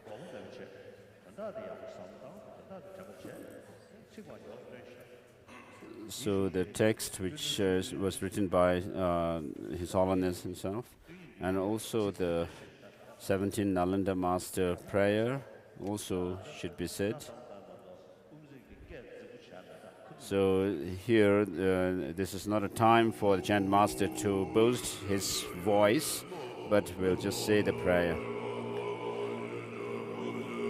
So you who have perfected wisdom and compassion in all qualities, and praised by all the Buddhas like the white lotus, and who showed the path of dependent origination to quell the suffering and its origin, I pay homage to you. On my crown, I worship you on my crown, Shakyas, the Lion of Shakyas.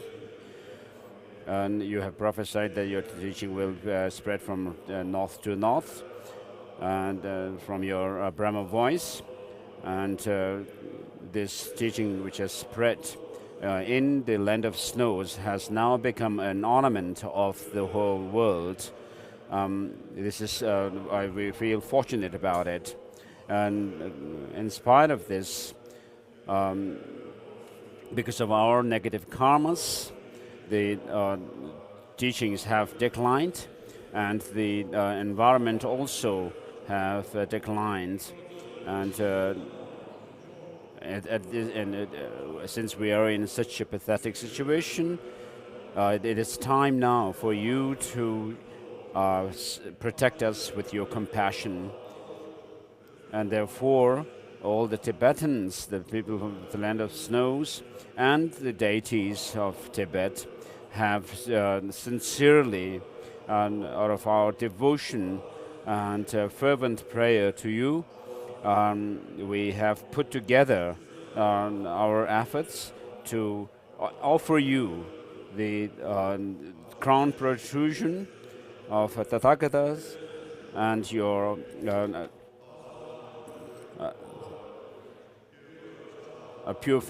made from pure gold, and also the alms bell, as well as monks' robes that we offer to you, and whatever 2 collections of wisdom and merit we gain, and we dedicate this for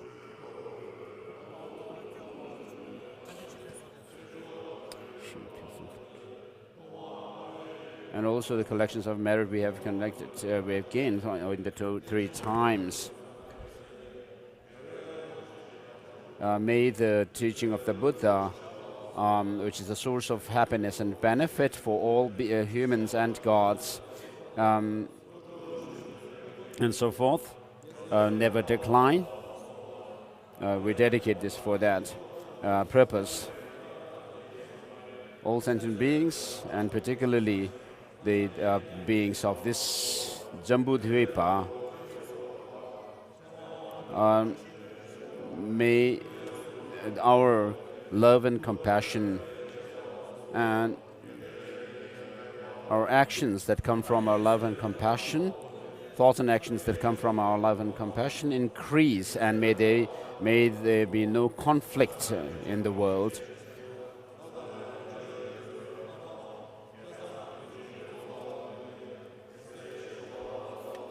Next is the prayer of the 17 Nalanda masters. First is praise to Buddha, homage to the Buddha, then comes praise to Nagarjuna, and then comes Aryadeva.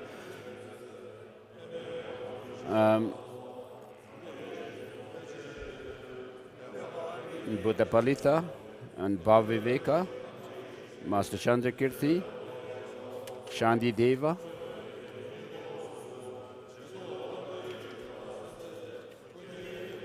and then Master Chandarakshita, and then Kamalashila,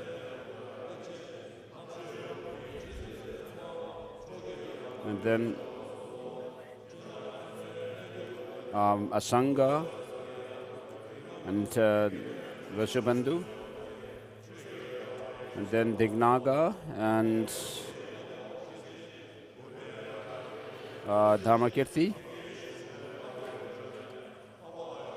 and then Vimukti Sena, Arya Vimukti Sena,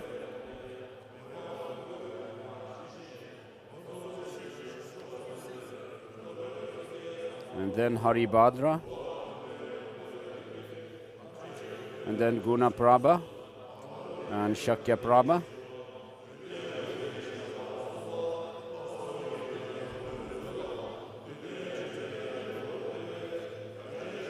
Shakya Prabha, and then Master Atisha.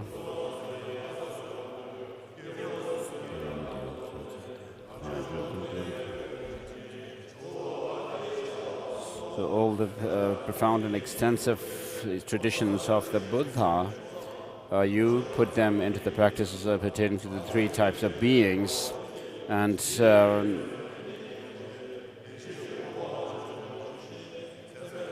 you spread the Dharma in the land of snows. Atisha, the elder, to you I pray.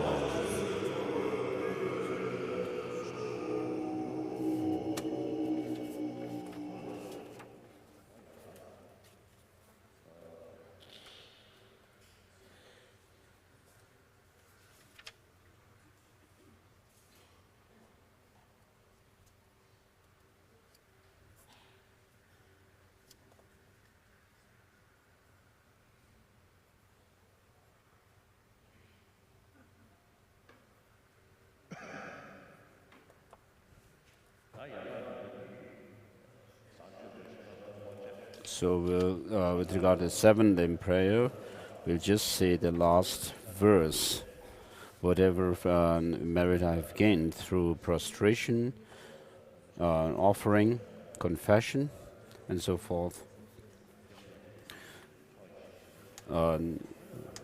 dedicate for all beings. So imagine all the Buddhas and Bodhisattvas, the objects of refuge, in person here. Je Tsongkhapa, Tamje, Dobe, Chanchup, Chirengo,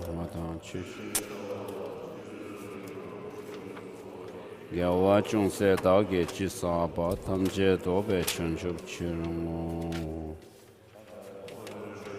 Yawa Danji Zoye Ram Questions, wherever merit I have gained by prostrating of making offerings, confession, rejoicing and requesting the Buddhas not to persevere in turning the wheel of the Dharma, I dedicate to attain Buddhahood for the sake of all beings. So next is the request prayer, the request for the bodhicitta. Please put your hands together. Fold your hands. Please, Master, please pay attention to me. I wish to take from you the Bodhisattva vows. Nivartsilki. If there is no obstacle to that, kindly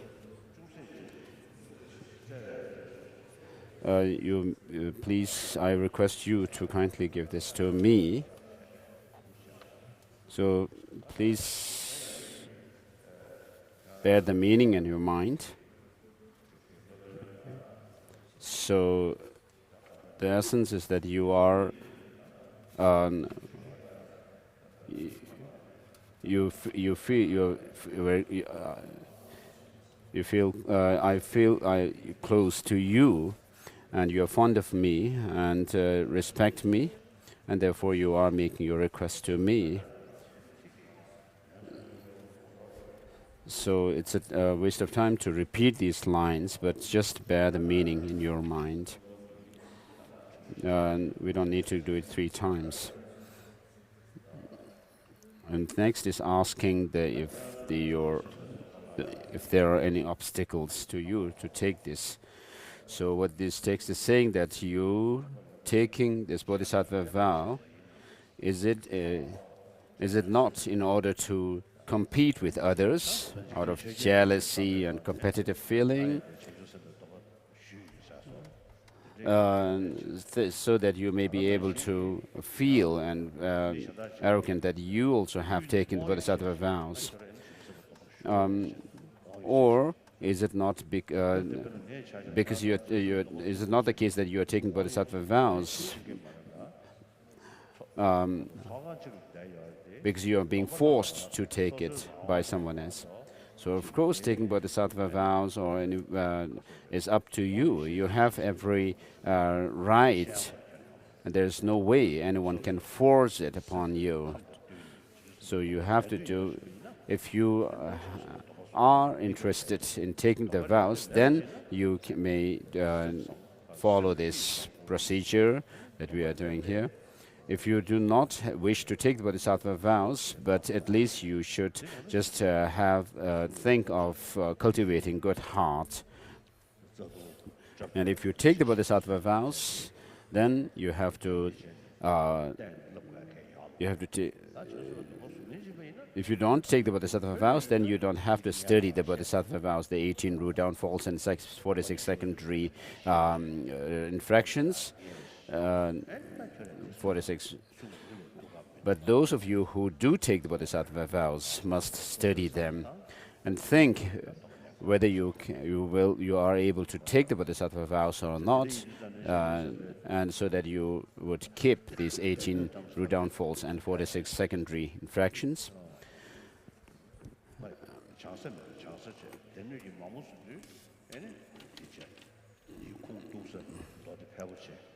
And then in this ritual, there is a question asking whether you have heard the teaching, the sutra, Avatamsaka Sutra, the Bodhisattva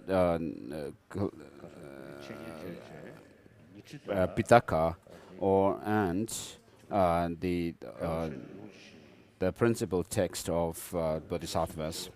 So with regards to the Avatamsaka Sutra, I received teachings from Kundalama Rinpoche. And then you are also being asked whether you have heard these 2 teachings on Avatamsaka Sutra and Shravaka level. And then the next question is, do you understand these, the Bodhisattva scripture? it's not only enough to have heard the teaching, but actually you should be able to, you should be certain about the content of the text, what it actually teaches.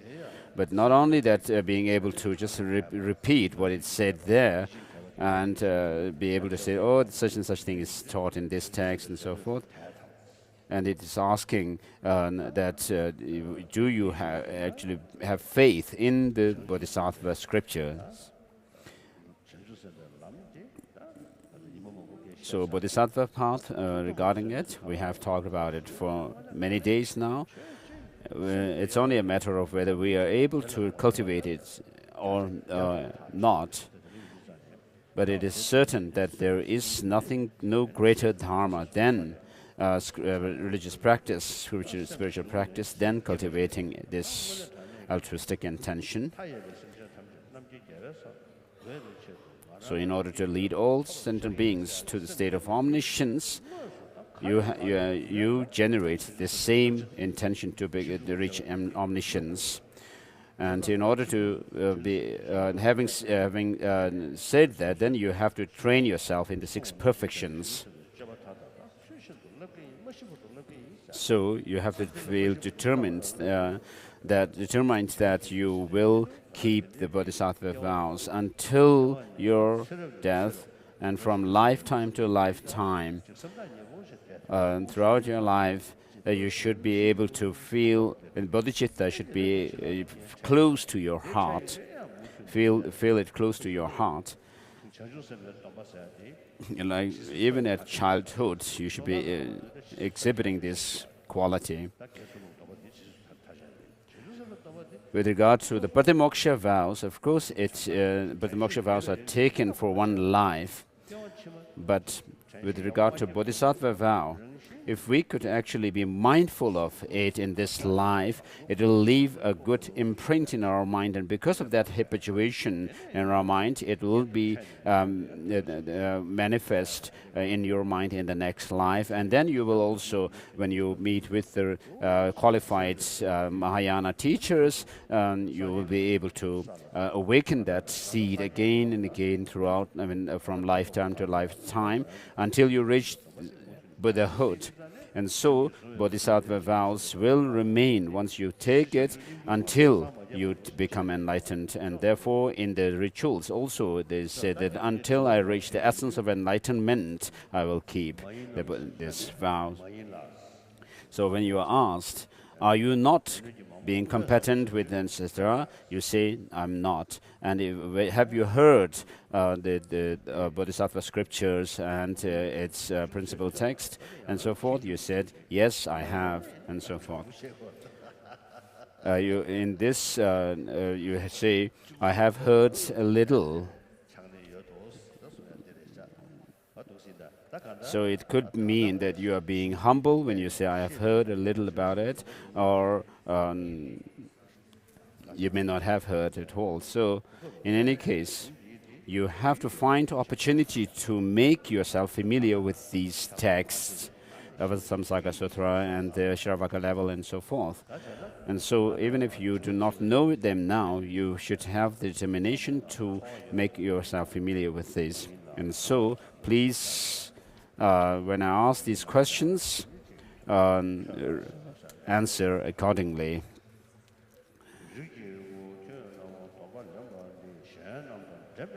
Do you not compete with others by taking this? No.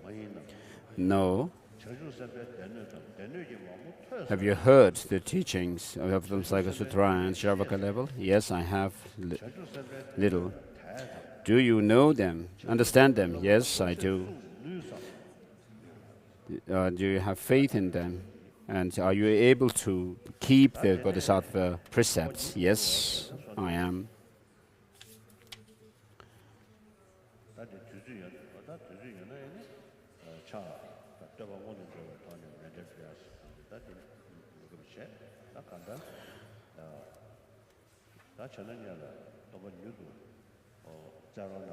So next is asking the master to quickly give you the Bodhisattva vows. Master, please pay attention to me. Please give me the Bodhisattva vows of morality. perfectly.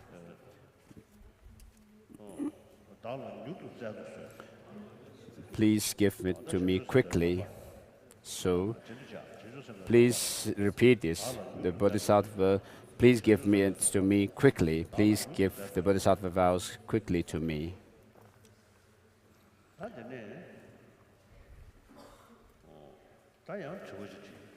And next is also asking a question.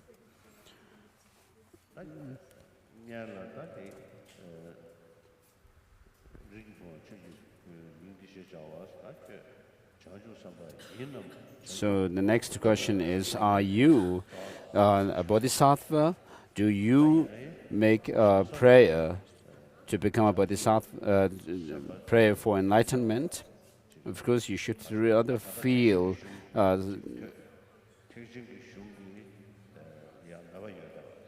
emotional about this. So,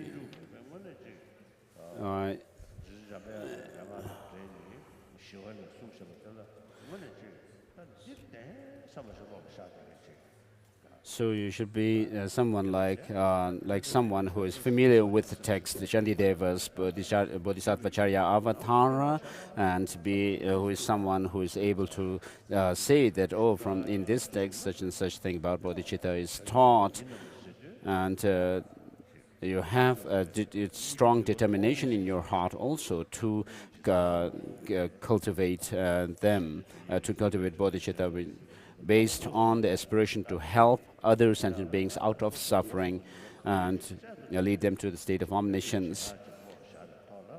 And so, keeping this in mind, that you will work for all sentient beings, you can think that think of becoming a bodhisattva in the future, and with that understanding idea, and you can say, yes, I am. When you are asked, are you a bodhisattva? Child of the lineage, the question is child of the lineage or spiritual siblings with such and such name. Are you bodhisattva? Are you a bodhisattva? Do you pray for enlightenment?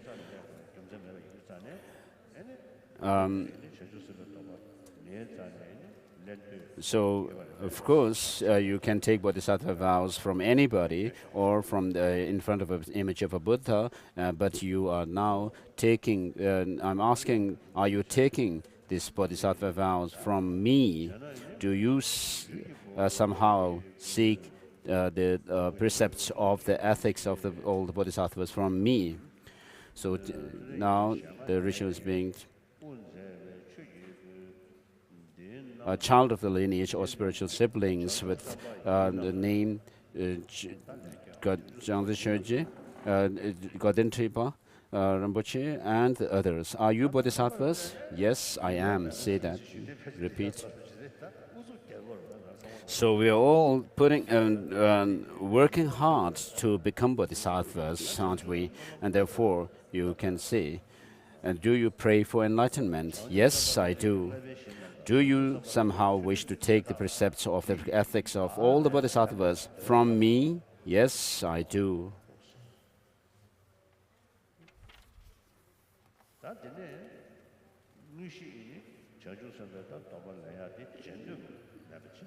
So next is the actual process of taking the bodhisattva vows.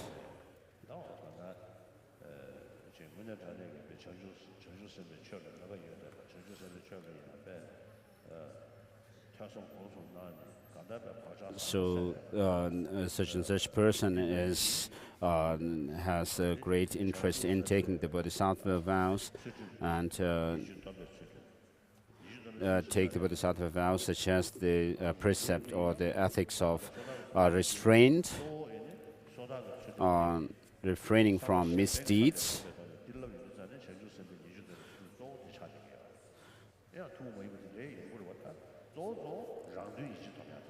So the main point in the bodhisattva practice is to restrain selfish motive.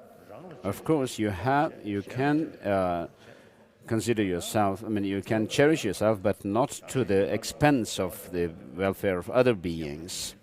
So because we all want happiness and don't want suffering. And then the second reason is by number you are only one, but the rest are many, infinite. On the other hand, if you actually work for the welfare of others, then it in fact fulfills your own goal as well. So in order to become a Buddha or attain Buddhahood,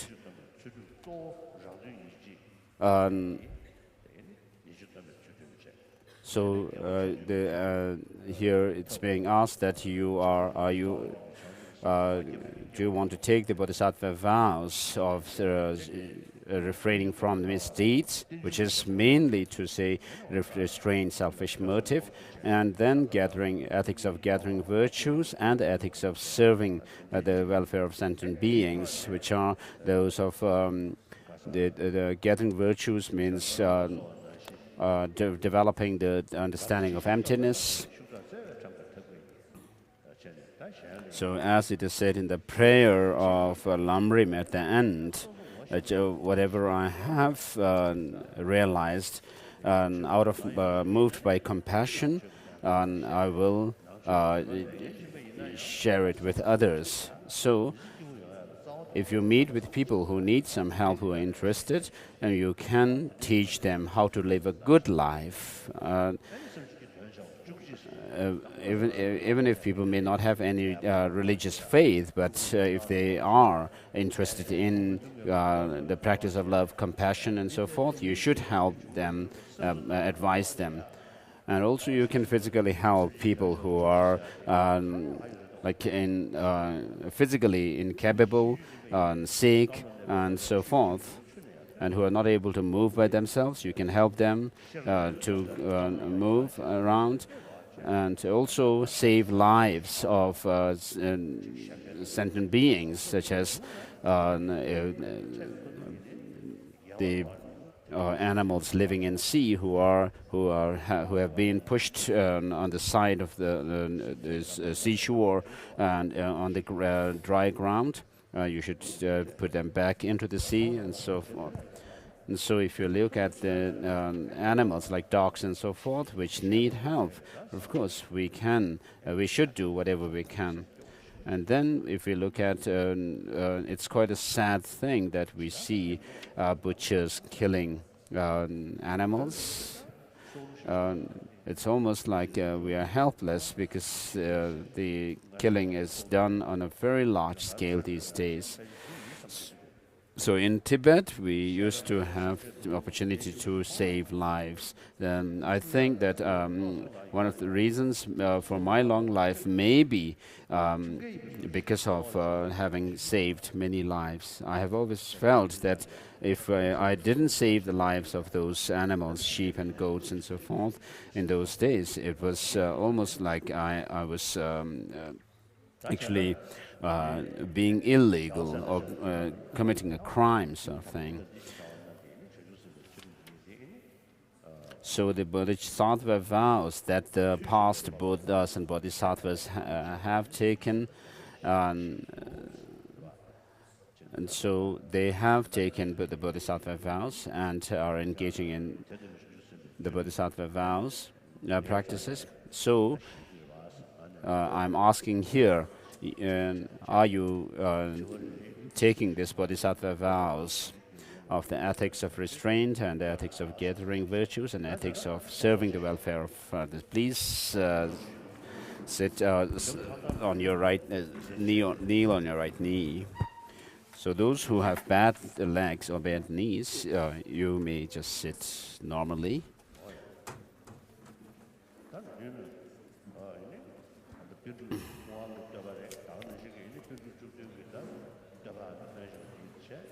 So, as we said the prayer of Buddha Shakyamuni and also the 17 Nalanda masters, we should imagine all the objects of refuge, beginning with Buddha Shakyamuni himself, the founder of Buddhism, down to our own root masters.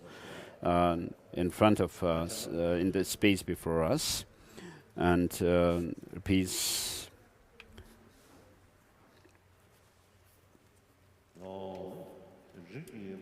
Pay attention.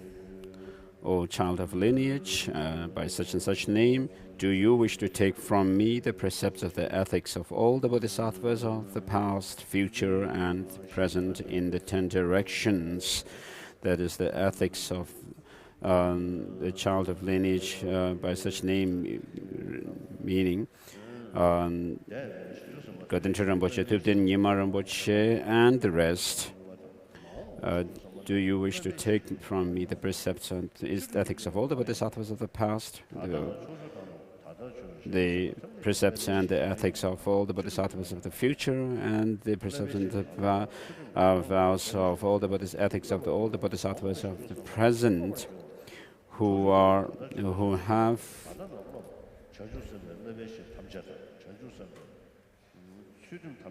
have trained, who will train, and who are training in them. Do you wish to take these vows from me? Yes, I do. Please listen to this question the second time. O child of the lineage, by the name, the upholder of learned and upholder of the Vinaya, Master Tsongkhapa's throne holder, regent, Master Tubden Nyima, do you wish to take from, and the rest, do you wish to take from me the precepts of the ethics of all the bodhisattvas of the past and future and present, the ethics of restraint, the ethics of gathering virtues, and the ethics of serving the welfare of sentient beings from me?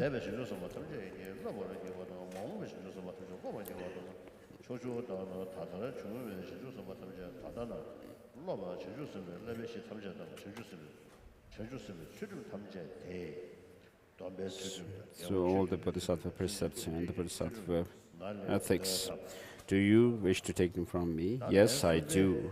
At the end of the third repetition, response, feel that those who have taken bodhisattva vows, which have not been declined, please imagine that they are enhanced, and then those that have been declined, that you have caused decline to, are recovered.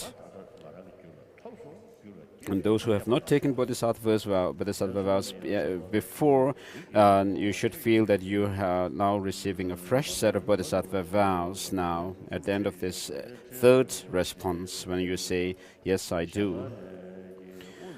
So, O child of the lineage, by the name, learned and Vinaya Master, Tubden Nyima, do you wish to take from me the precepts of the ethics of all the bodhisattvas of the past, future, and the present in the 10 directions? That is the ethics of restraint, ethics of gathering virtues, and ethics of serving the welfare of sentient beings. Do you wish to take these from me?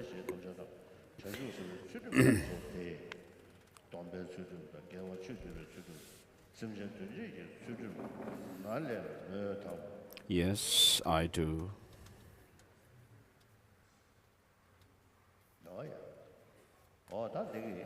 So with this, we have completed the actual ceremony for taking bodhicitta. Please sit down.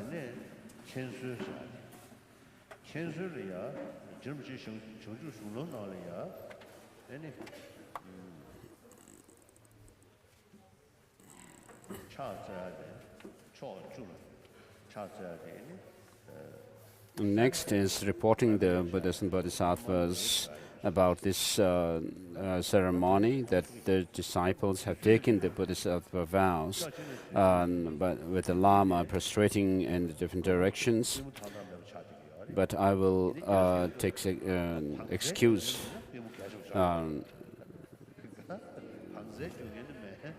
I will not do that. My legs don't feel good.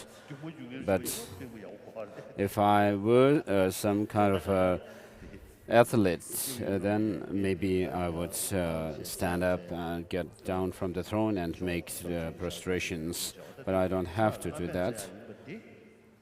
So, with regard to this,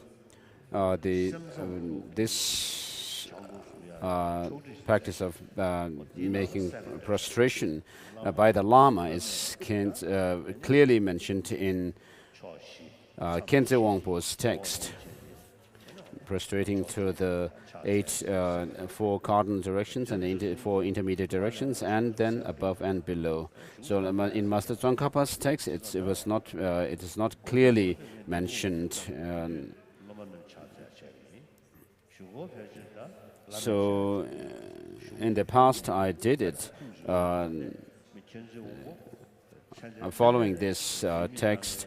I actually made the disciples to make the prostrations, but later, after I saw the Khenze Wangpo's text, which clearly mentioned that the Lama has to do the prostration, he was a great non-sectarian master, lived in Kham in the past. So ideally, I should do prostrations in the 10 directions, but I will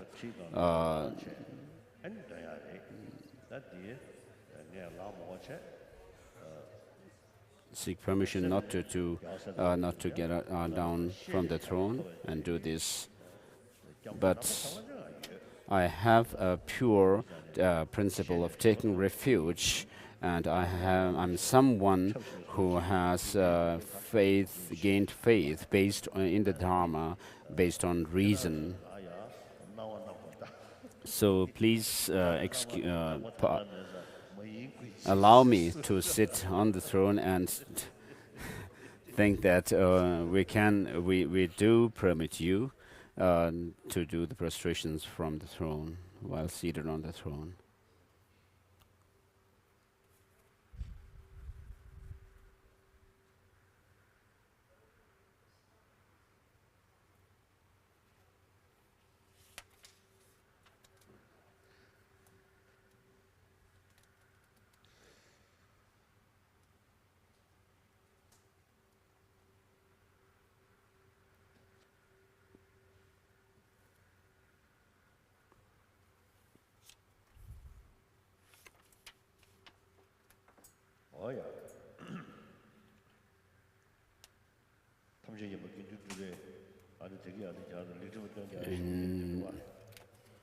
In the first Dalai Lama's praise of Dara, may I remember my life in all my lifetimes, may I remember my past lives.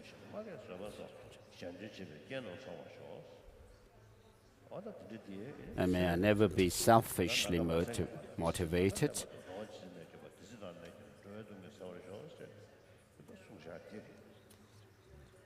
And may I never be separated from bodhicitta.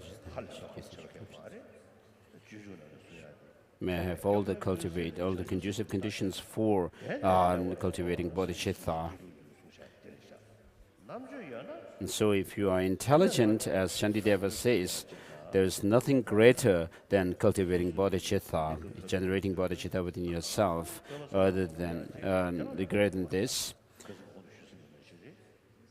So there's nothing greater that you can do. It is the nectar that overcomes death of sentient beings. So there are two ways of approaching the Buddhist practice. One is by actually threatening people, the disciples. The other is actually generating or inspiring the disciples to actually take up the practice based on reason. So when you are taught that this bodhicitta actually brings about all the fulfillment of all our goals, short-term as well as the lasting goal. So to some, the reason is not the main inspiring force for generating bodhicitta, but some teachings which bring actually cause them to feel fear. So there's a story in Kham. There was one abbot of a monastery, and some people came to see this abbot. And when they came, one of the attendants of the abbot was in the monastery. And one person came forward and said, I want to see the abbot. And the attendant said, the abbot is not here. And they asked, where is he? The attendant said, the abbot went to actually threaten, frighten the old men and women in the village. So Buddhism is not about actually frightening, causing fear in our mind at all. But you have to see the short-term as well as long-term benefit for oneself and others as well. And when you see these benefits, then you will feel inspired to cultivate and generate bodhicitta. Otherwise not. And therefore, all of us, as Shantideva says, today my life has borne fruit. I've become, I've gained a good human life and so forth. So this is true.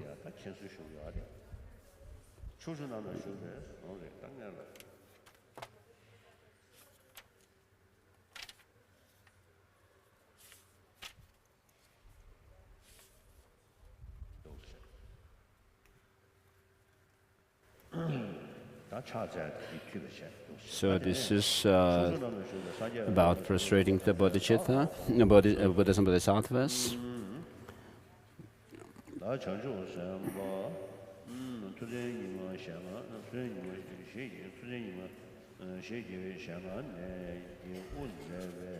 So led by Bodhisattva Thupten Nyima Rinpoche, the Gaden Rinpoche,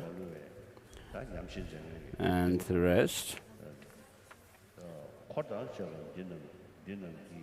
So all these great beings who have done study, reflection, meditation on the Buddha Dharma impartially, they have taken Bodhisattva vow from me, responding to my question 3 times.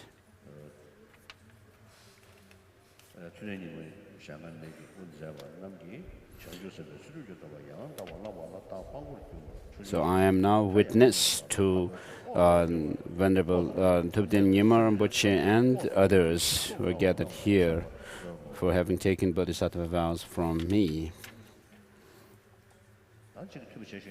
So I report this to you, all the Buddhas and Bodhisattvas of the 10 directions.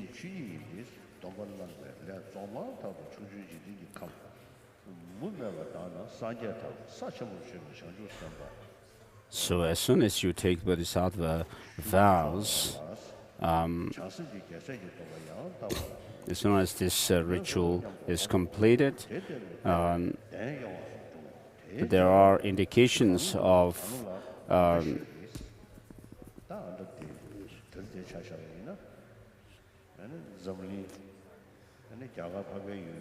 so here on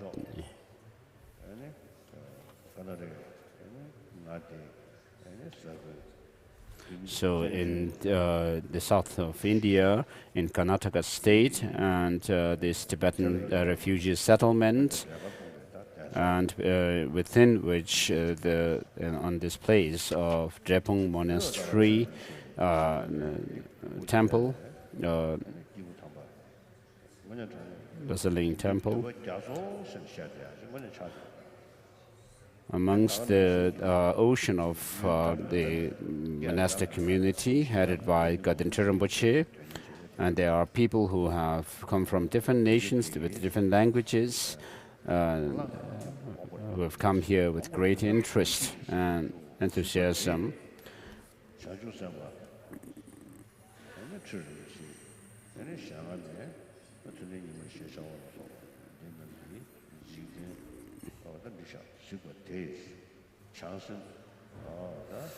So all the Buddhists and Bodhisattvas have now paid attention to this ceremony, and they have known that the Bodhisattva Tubden Nyima and the rest have taken this Bodhisattva vow on this land today.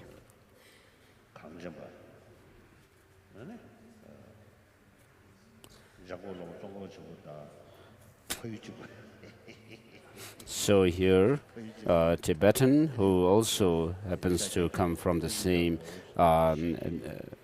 birthplace as Master Tsongkhapa, I, Tenzin Gyatso, the Bhikshu Tenzin Gyatso. So the Buddhas and Bodhisattvas now know that these beings have taken Bodhisattva vows from me. And so with the Buddhas and Bodhisattvas actually being aware of this and thinking of this, we will have great merit.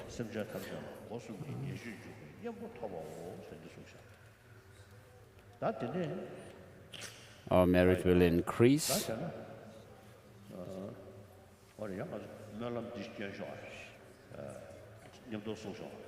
So let's say this prayer.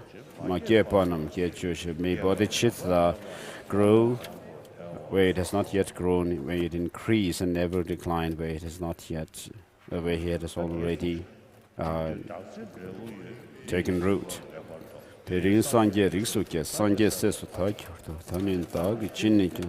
Today my life has borne fruit.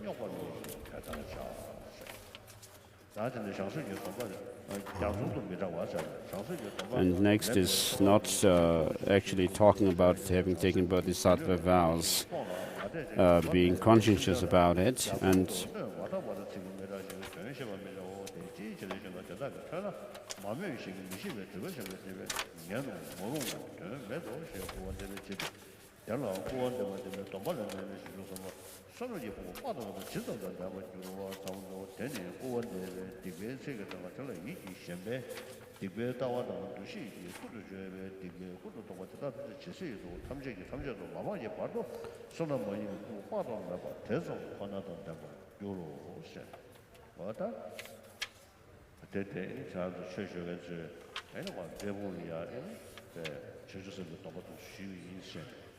so having taken the bodhisattva vows, you should not talk to people without any consideration.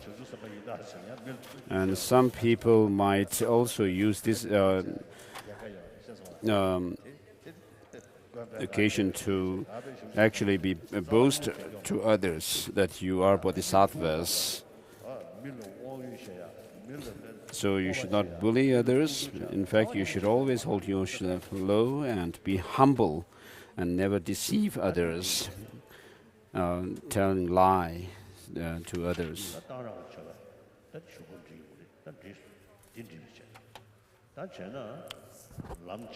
So with this, we have completed the bodhisattva vow. A summary and conclusion of Lamrim. How to train specifically in Vajrayana. Now I will give a brief summation. Chapter 27, page 361. I will give a brief summation of the general meaning of the path. At the outset, the root of the path derives from your reliance upon a teacher who consider this seriously. Then once you have developed an uncontrived desire to take advantage of your leisure, this desire will spur you to practice continually. Therefore, in order to develop this, meditate on the topics connected with leisure and opportunity. Unless you then stop the various sentiments which seek the aims of this life, you will not diligently seek the aims of future lives. So work at meditating on how the body you have is impermanent in the sense that it will not last for long, and how after death you will wander in the miserable realms. At that time, by creating a genuine awareness which is mindful of the frights of the miserable realms, build certainty from the depths of your heart about the qualities of the tree refuge. Be constant in common vow of going for refuge and train in its precepts. Then, from a range of perspectives, develop faith in the sense of conviction in karma and its effects. This being the great foundation of all positive qualities. Make this faith firm. Strive to cultivate the 10 virtues and to turn away from the 10 non-virtues, and always stay within the path of the 4 powers.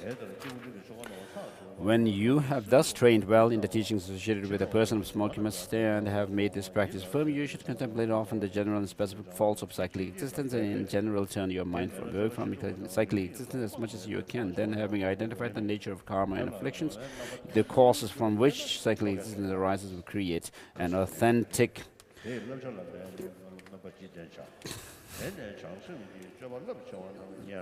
So His Holiness is making comment on the bodhisattva ceremony for aspiring bodhicitta that we did earlier in Gaden, and then taking the bodhisattva vows, which we did now. And so create an authentic desire to eliminate them, develop broad certainty about the path that liberates you from cyclic existence, that is, the 3 trainings. Particularly make effort at whichever of the vows of individual liberation you have taken. When you have thus trained well in the teachings associated with a person of medium capacity and have made this practice firm, consider the fact that just as you yourself have fallen into the ocean of cyclic existence, so have all beings your mothers, trained in the spirit of enlightenment, which is rooted in love and compassion, and strive to develop this as much as you can without it. The practice of 6 perfections and its 2 stages, and are like stories built on a house with no foundation. When you develop a little experience of this spirit of enlightenment, confirm it with the right. You make effort in this training, make the aspiration as solid as you can, then study the great waves of bodhisattva deeds, learning the boundaries of what to discard and what to adopt, to make strong wish to train those bodhisattva deeds. After you have developed these attitudes, then take the bodhisattva vow of the engaged spirit of enlightenment through its right. Train in the 6 perfections that mature your own mind, and the 4 ways of gathering disciples which mature the minds of others. In particular, risk your life in making a great effort to avoid the root infractions.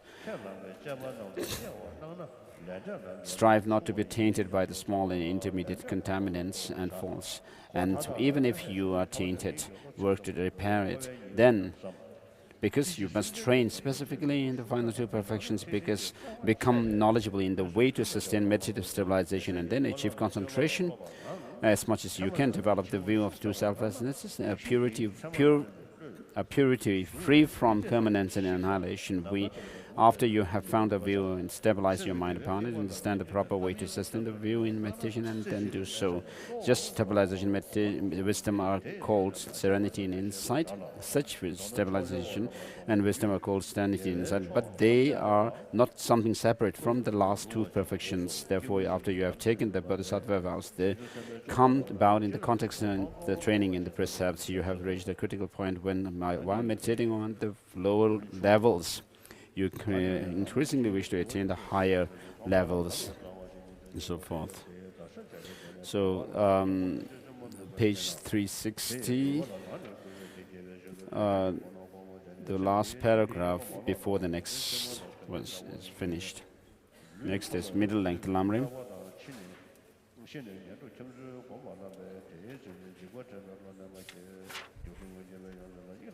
Explanation of page 310.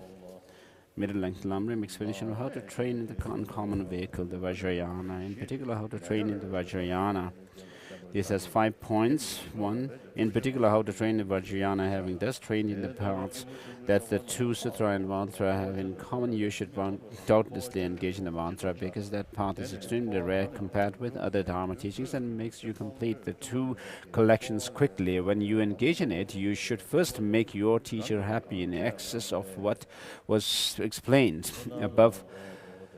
According to statements in Lamb for the Path of Enlightenment, it should be someone who has at least all the characteristics explained there. Then you should first have your mental continuum ripened by the means of an empowerment explained in the authentic Tantra text. then you should hear and understand. Understand the commitments and vows taken on that occasion and guard them. If a root downfall occurs, even if the vow can be taken again, the development of positive qualities of the path will be greatly delayed in your continuum, so endeavor not to be tainted by that. Try not to be tainted by a serious downfall and apply the means of restoring your commitments if you get tainted by one, because they are the root for cultivating their paths. Without them, it will be like a decrepit house whose side walls are collapsing. In the root tantra of Manjushri, it says, the king of sages did not teach mantra attainments for the immoral. Statements such as this are saying that there will be no great, medium, or small accomplishments whatsoever. In the highest Yoga Tantra, it also says that those who do not guard their commitments have an inferior empowerment or do not understand suchness will not accomplish anything despite their practice. Therefore, someone who claims to cultivate the path without keeping his commitments and vows is straying from the principles of mantra. That being so, those who guard vows and commitments should gradually train in the two yogas with the two signs. Two yogas with and without signs, according to the three Lord Tantras classes and the two stages of yoga, according to the highest one, in order to cultivate the paths of the mantra. Here only the side of entering the mantra is presented just nominally, so you must get to know these in detail from stages of the path mantra.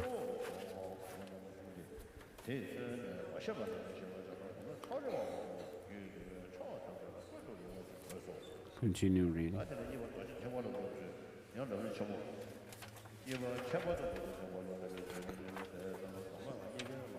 Lamrim Chenmo, page 363, how to train specifically in the Vajrayana. After you have trained in this way, in the paths common to bodhicitta and mantra, you must undoubtedly enter the mantra path because it is very much more precious than any other practice, and it quickly brings the two collections to completion. If you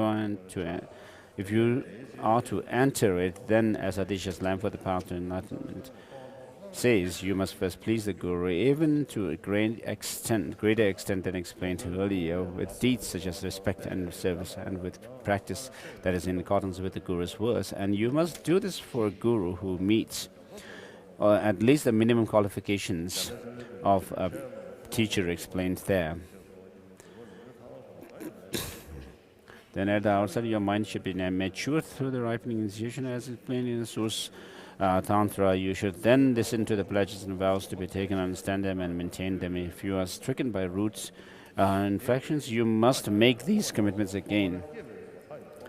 However, this greatly delays the development of the good qualities of the path in your mind. Make a fierce effort not to be tainted by those root infections. Strive not to be tainted by the cross infections, but in the event that you are tainted, use the methods for destroying those vows, since these are the basis of the practice of the path. Without them, you will become like a dilapidated house. Dilapidated houses whose foundations has collapsed. The root tantra of Manjushri says the master of sages does not say that faulty ethical disciplines achieve the tantric path, meaning that those with faulty ethical discipline have none of the great, intermediate, or low attainments, and as it says in the highest Yoga Tantra text, that those who do not maintain their vows, those who have no inferior initiation, and those who do not understand reality do not achieve anything despite their practice. Therefore, someone who talks about practicing the path without maintaining the pledges and vows has completely strayed from the tantric practice in order to cultivate the mantra path. Someone who keeps the pledges and vows should at the outset meditate on the stages of generation, the complete divine wheel, as explained from the source of Tantra.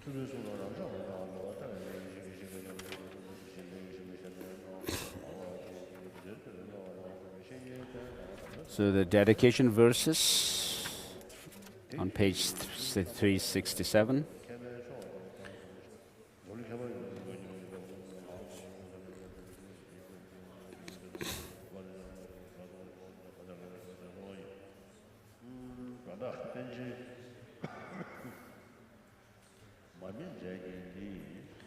It was the great scholar Drepung who drilled them in the snowy range, so that in this region the eye that sees the conqueror's good path did not close for a long time. Then, when there were no more scholars with accurate knowledge of all the teaching's vital points, this auspicious path declined for a long time. After I saw the situation, in order to spread these teachings, I organized everything the conqueror said in all his variety of teachings into stages of a path for a single fortunate person who is riding on the supreme vehicle. Through a process of proper analysis using scripture and reasoning, I drew from those teachings a method of practice not too extensive, yet with all the crucial points intact, that even someone of little intelligence could easily understand. The gateway of the conqueror's children is very difficult to discern. I am a fool even among fools. Thus, whatever faults there are here, I confess before those who see these things as they are. And then the Lamrim prayer, by accumulating through long effort the two collections as fast as the sky may have become the chief of conquerors. Chief of the conquerors, guide of all beings whose minds are blinded by ignorance. Also in all my lives, until I reach that point, may Mundgod shall look after me with loving kindness. After I find the supreme path, complete in the stages of teaching, by accomplishing it I may please the conquerors by skill in means, and so forth. In colophon, this is the stage of the path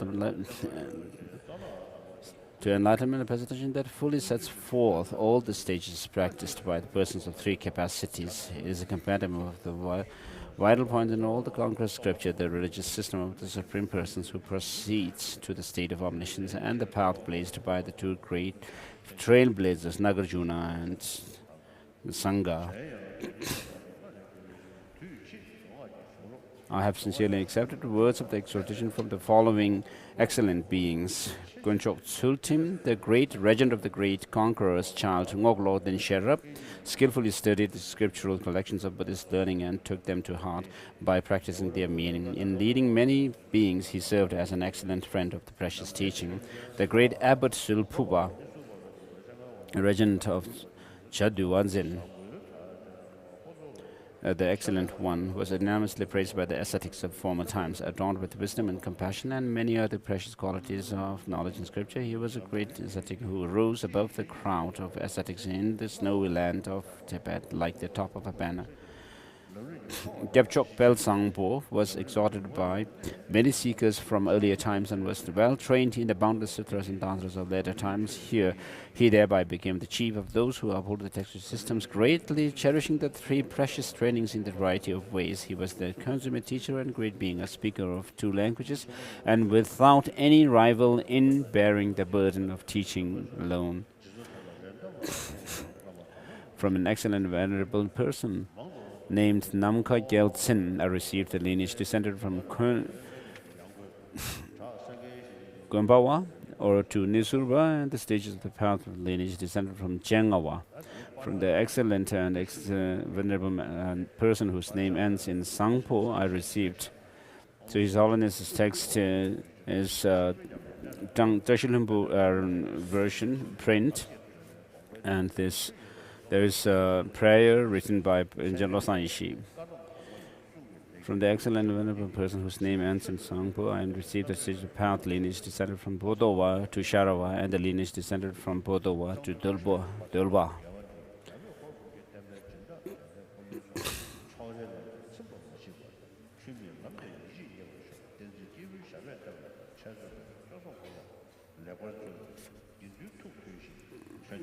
As for the Atisha's lamp for the path of enlightenment, the basic text on these instructions, whose meaning I have stated, I have not stated anything apart from merely indicating the general definitions of three types of beings, thinking that the rest of the words are easy. And so teaching is complete. Lamrim Chenmo.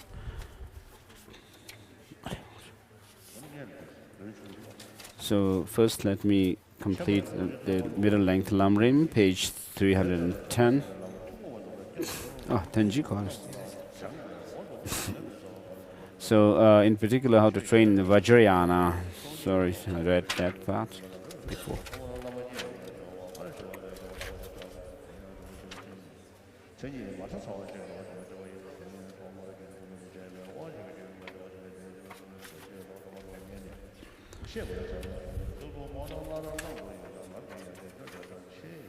This text of the middle-length exposition of stages of the path to enlightenment.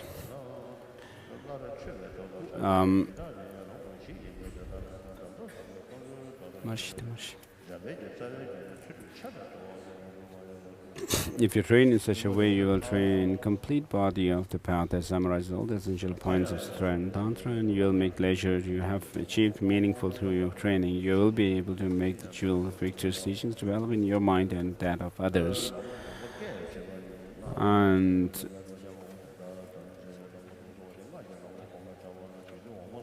the victors taught the Sutra and Tantra approaches to aspects of the path. The excellent text on paths of Sutra. All Sutra scriptures and treatises easily come to be seen as direct instructions through the fearless faith that one is given.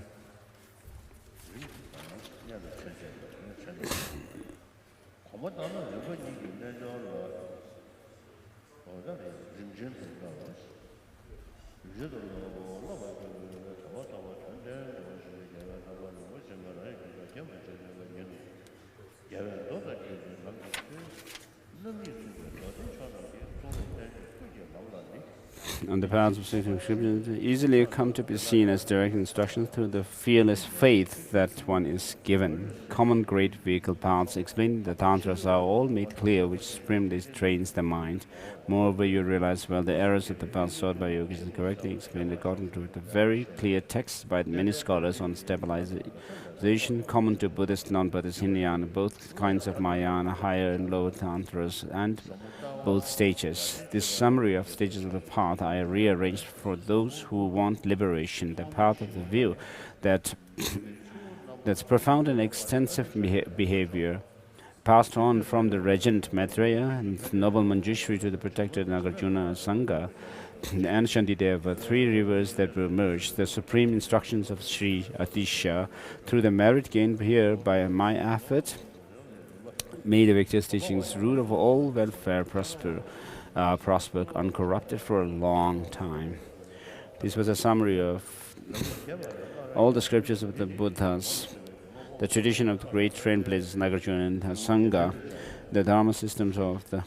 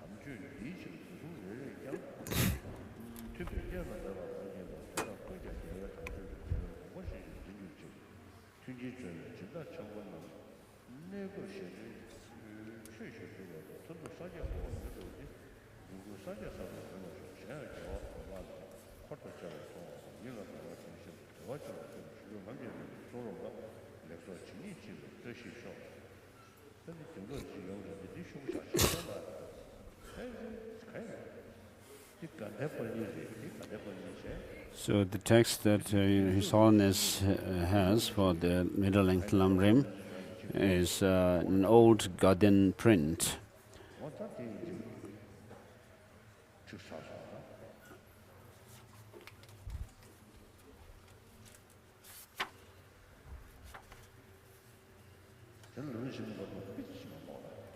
His Holiness wants to read a bit from the beginning of Lamrim Chenmo, Volume 1. Homage to Guru Manju Kosha, I bow my hat to the chief of Shakyas, whose body was formed by millions of perfect virtues, whose speech fulfills the hopes of limitless beings, whose mind sees precisely all objects of knowledge.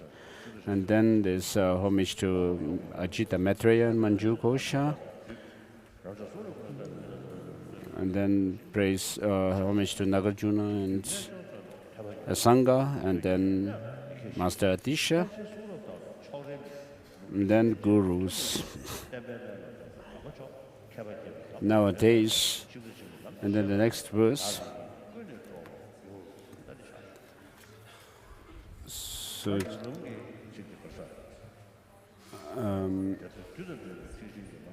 I was inspired to explain this path of the great trailblazers.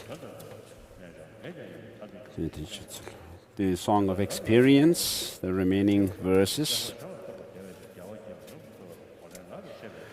thus generating the common path, which is essential for both causal and resultant vehicles.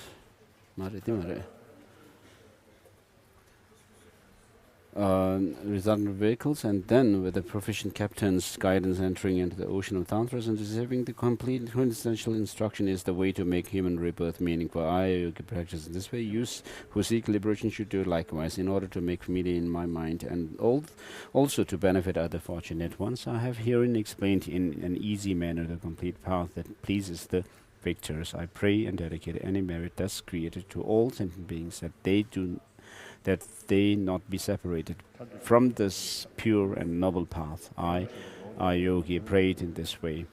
You who seek liberation should do likewise.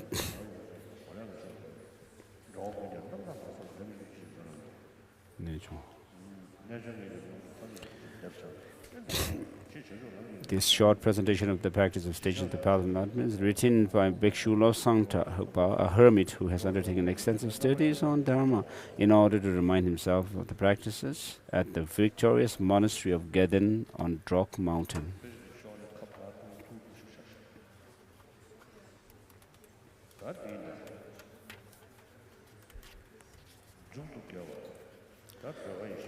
So, to make this whole event of teaching auspicious at the end, we now, His Holiness will confer the long life initiation of White Thara.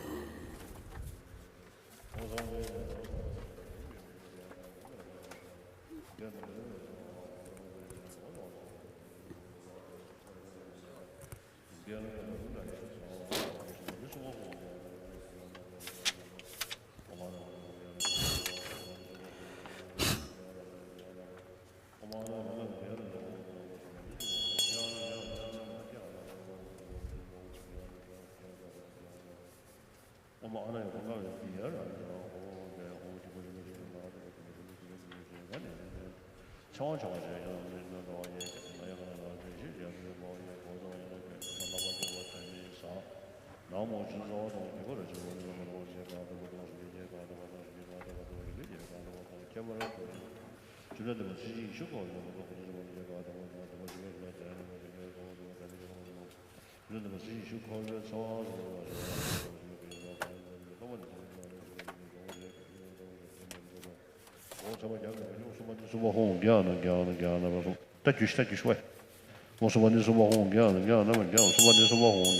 this karma offering, with this karma offering, the evil spirits who might otherwise hinder this ceremony of the long life initiation are sent away.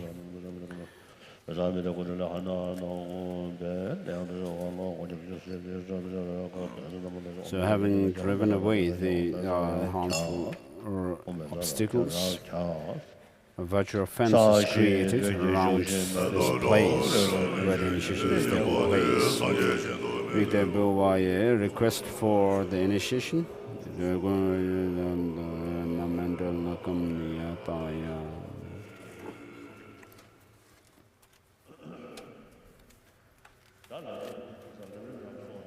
As said in Lamrim,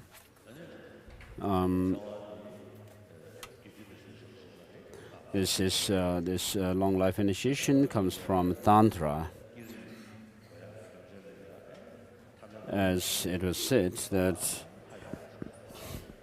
the reason why you practice self-generation or generation practice stage of practice is to get rid of the conception of yourself as an ordinary person and have a divine conception of yourself. And therefore, to receive this initiation of long life of Tara, you have to transform yourself into a deity, and therefore I did this earlier, and also said the other recitation of mantra and so forth in my preparation for this initiation.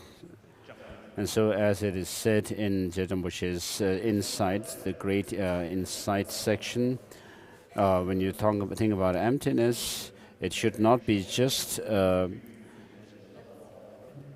thinking that there's nothing at all, because then it is going to be like a total misconception, because we have this body and the mind. So nirvana of a Buddha comes about because of the basic nature of the mind, which is called natural, the emptiness of the mind that we have now, which is also called natural nirvana. And therefore, on the basis of this, you have to understand that everything in the environment as well as yourself are empty of any intrinsic existence.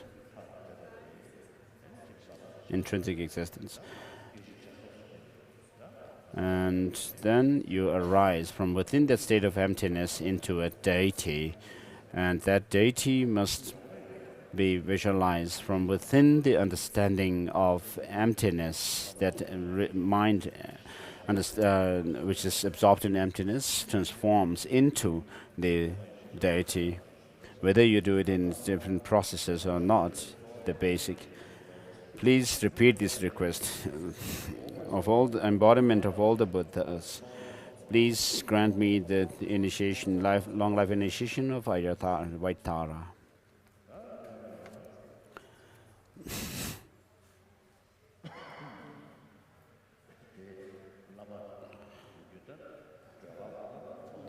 So everybody is familiar with the White Tara tanka or paintings. So she's white with one face and two hands. And then in the altar on the stage also imagine a White Tara. So the reason for taking this initiation is not for your own happiness, but to make this life a meaningful one, this human life that we have found, which is precious and difficult to find.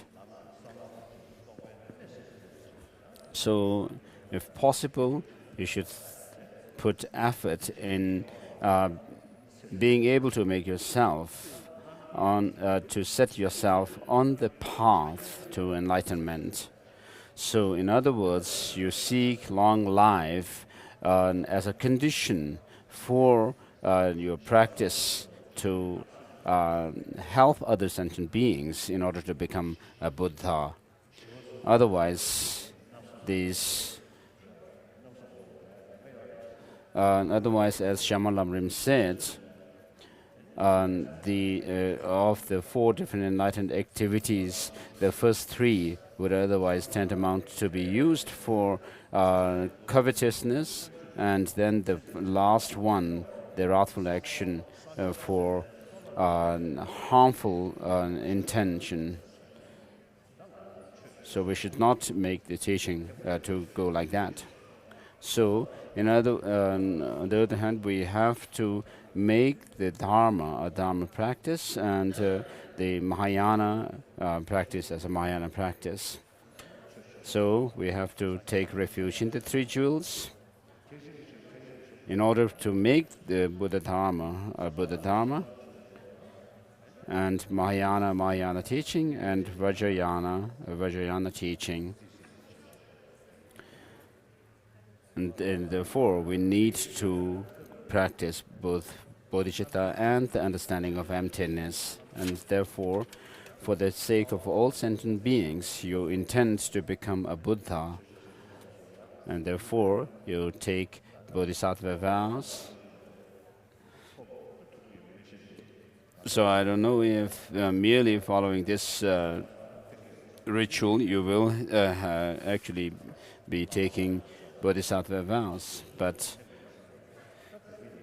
you have to imagine me, the Lama, as Aryatara, and then Aryatara in the altar, and then also in the space before above. You can imagine all the deities of the 4 Tantra classes, and in the center of whom is Aryatara. And then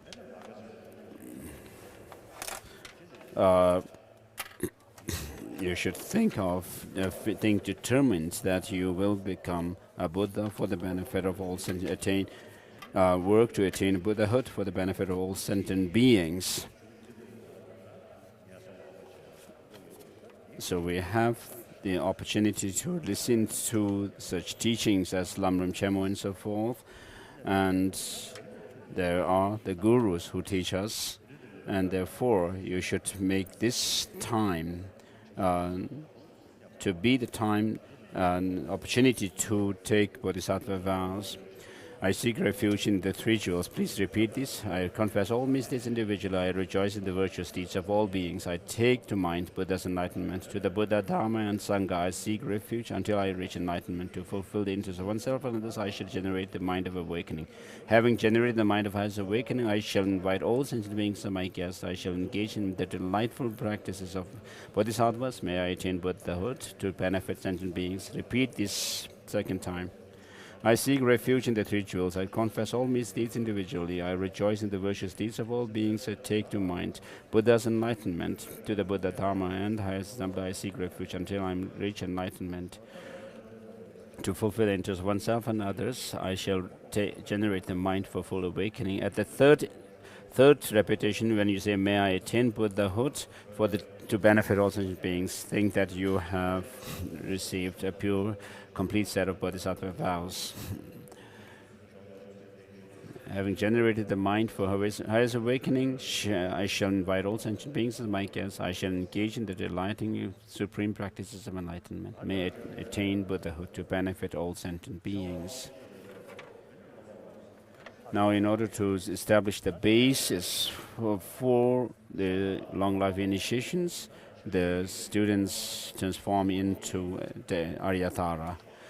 That is, if you have received a full-fledged initiation of any of the four Tantra classes, then you can imagine yourself to be transforming into Aryatara, white Tara. Otherwise, you should imagine Aryatara on your crown, sitting on your crown.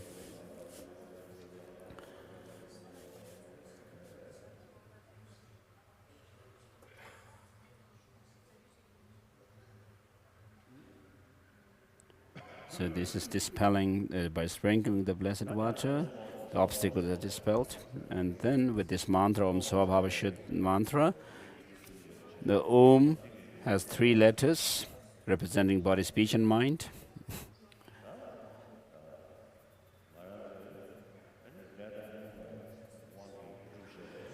Our body and mind, which has come through karma and delusions, on the basis of which is designated this I.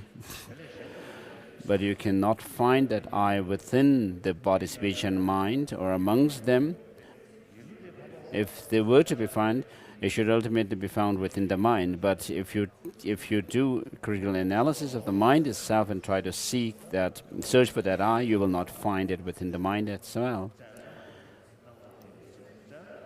If you search for that I without leaving it, without being contented with this mere conventionality, then you will not find it. Sarva Dharma means all phenomena. And so, this I, as well as the psychophysical aggregates, on the basis of which this I is designated, cannot be found under ultimate analysis. And therefore, you meditate on emptiness, and within that meditation, all the multiplicity of things also dissolve.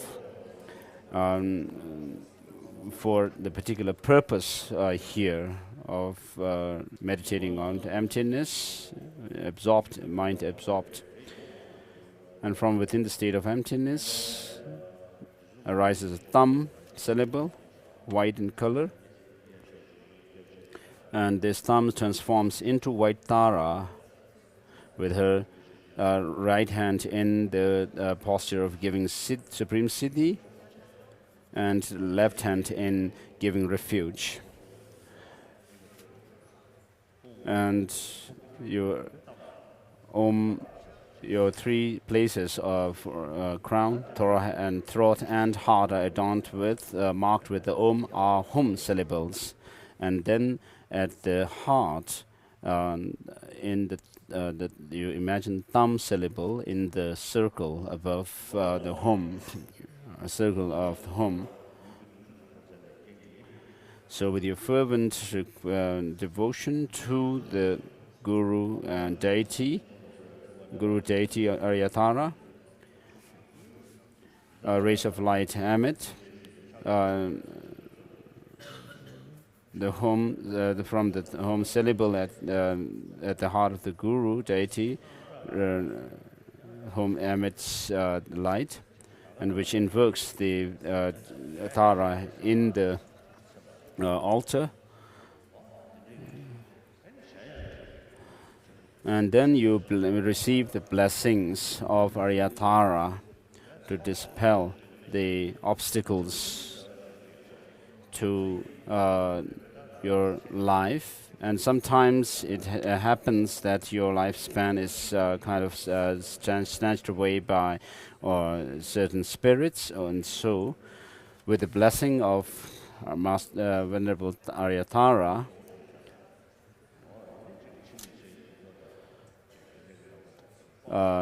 which come in the form of the blessings, come in the form of the vase of immortality, filled with immortality nectar.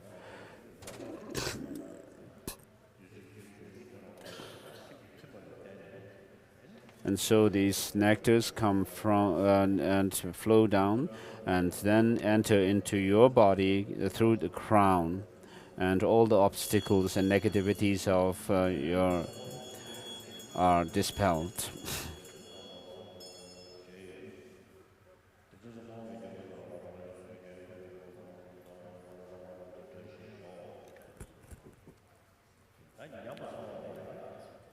And then recovering your energies that have declined or become weakened. We have the 5 elements within ourselves, and there are 5 elements in the external world as well, which are connected or related. And within these 5, these 5 elements also have degrees of subtlety. So ultimately, the gross or the coarse elements trace back to the subtle ones. So our body, which is made of 4 or 5 elements. The 5th one is the space element.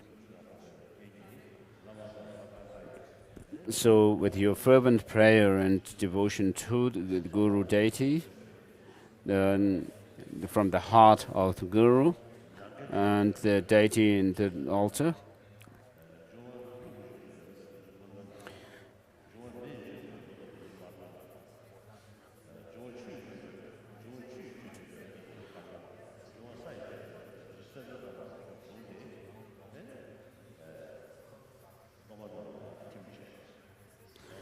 and you should imagine that the space elements these elements come in the form of different colors: green, blue, red, white, and yellow.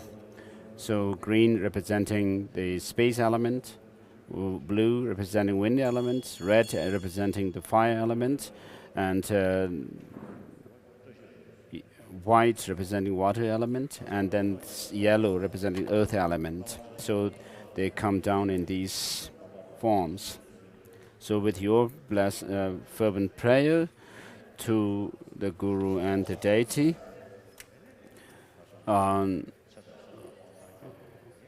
all the great beings, powerful ones of the universe, who live above the space, above the ground, on the ground, and below the ground, and they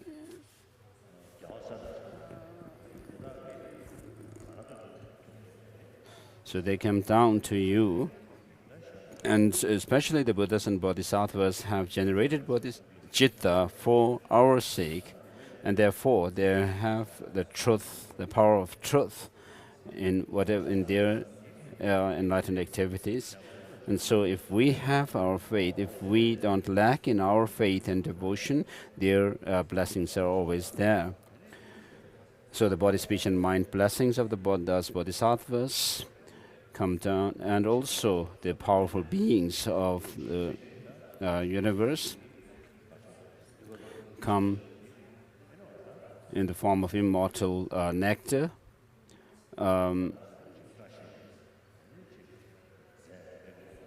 which in turn, these potent come in the form of auspicious substances. And so please imagine that you are receiving this blessing in the form of the auspicious objects, which essentially are the blessings of body, speech, and mind of the Bodhisattvas, as well as the powerful deities and so forth in the universe.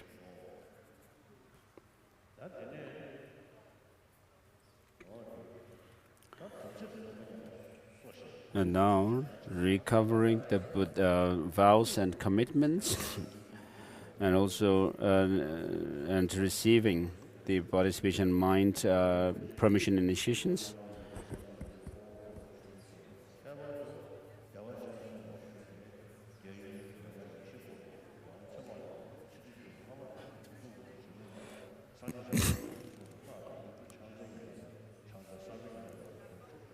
So the blessings of the Buddhas, Lama, deities, Buddhas, Bodhisattvas, darkest darkinis, the protectors, come in the form of white and red nectars and light.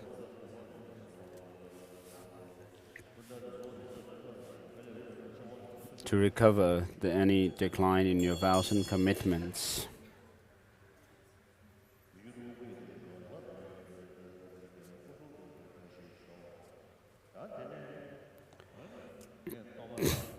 As I do the gesture of putting the torma on your crown, that the Vajra disciples, imagine from Amitabha down to your root guru, just as you have invoked, just as I invoked them.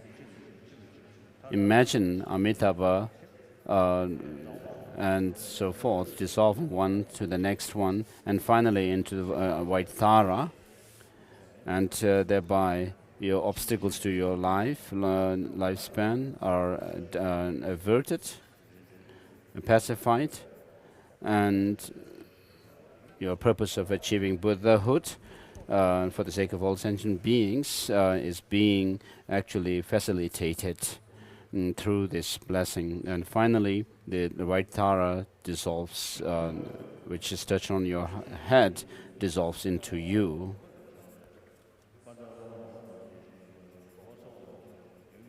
So just imagine these, as the names are said, imagine that they dissolve into the next one.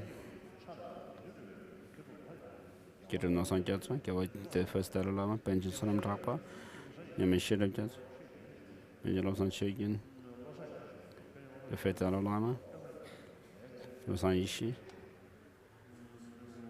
seventh Dalai Lama,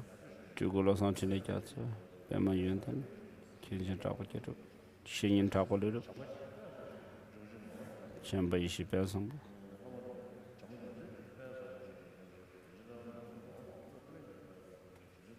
Tata Rinpoche, Ling Rinpoche,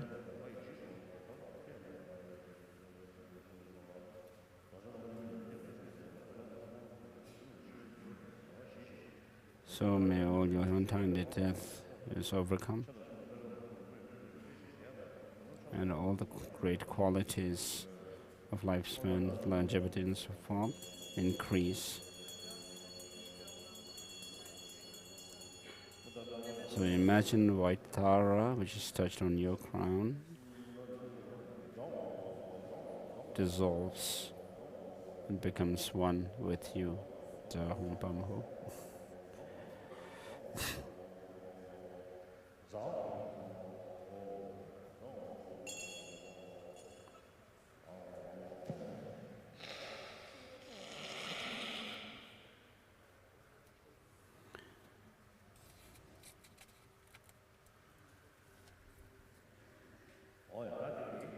So, like this, the long life initiation based on the long life Torma is done.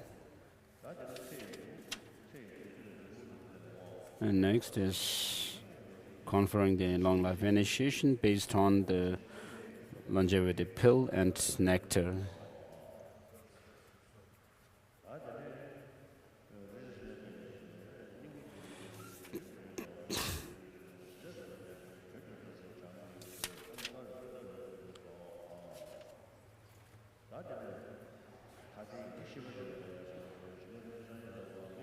The final auspicious expression.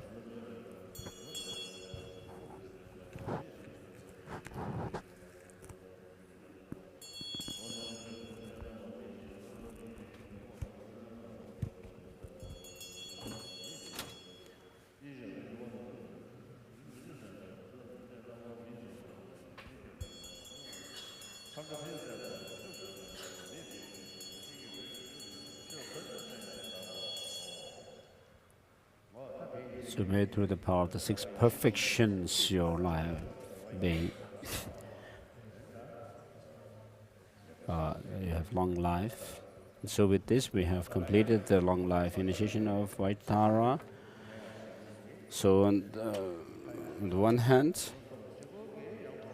merely by reciting the mantra of the deity and receiving blessings will not give you long life, but as long as our we are dependent on the gross energy wind energy, then we have to rely on external conditions.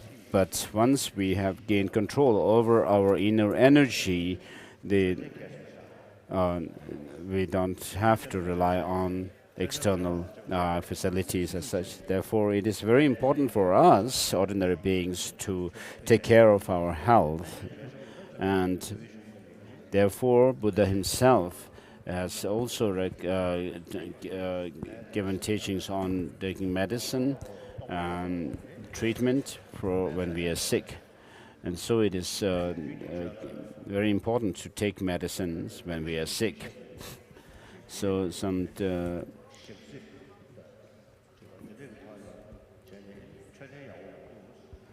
doctors have told me that here people are taking too greasy food, and because of that they are suffering from bile problem.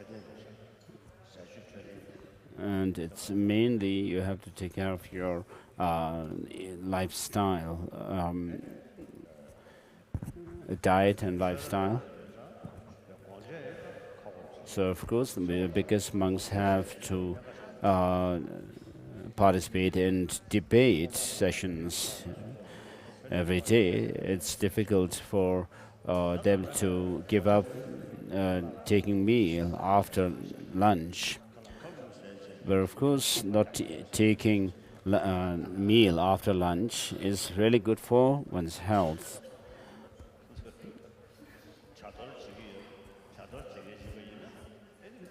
But while taking meal, of course, you should not take meal, too much meal, so that you become too fat like a pig.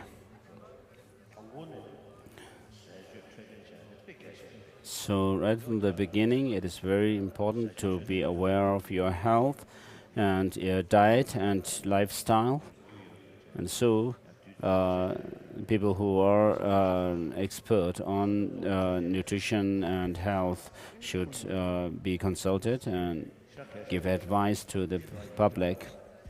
So there are posters everywhere saying don't pollute the environment, keep the environment clean. And so if the trees and plants are very good for health, so we have to consider this. In Vinaya text, the monks are recommended to plant trees, and also when they move to different places, how the new monks who come to this that place actually they should take care of these plants. The most important thing is to live a meaningful life, and then if you live a long life, you'll be closer and closer to omniscience. Otherwise, living an unmeaningful life would be like living a life of full of non-virtuous. Just as you have said,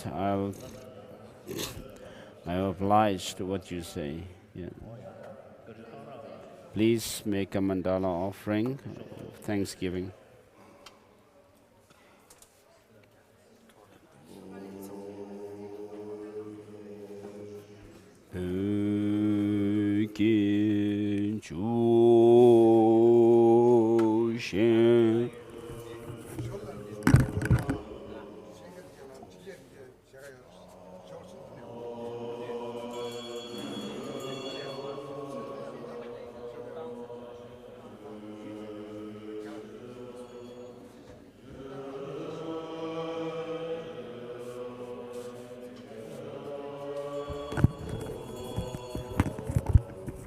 As we have announced earlier, all the foreigners, Asians and Westerners,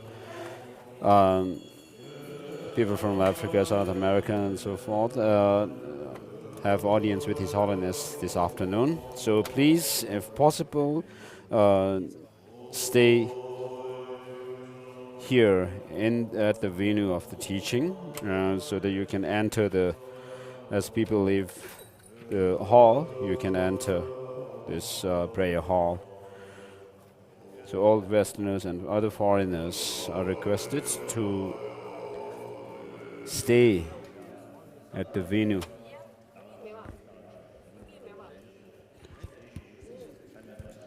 So let's say Lamrim prayer and also the prayer of the words of truth.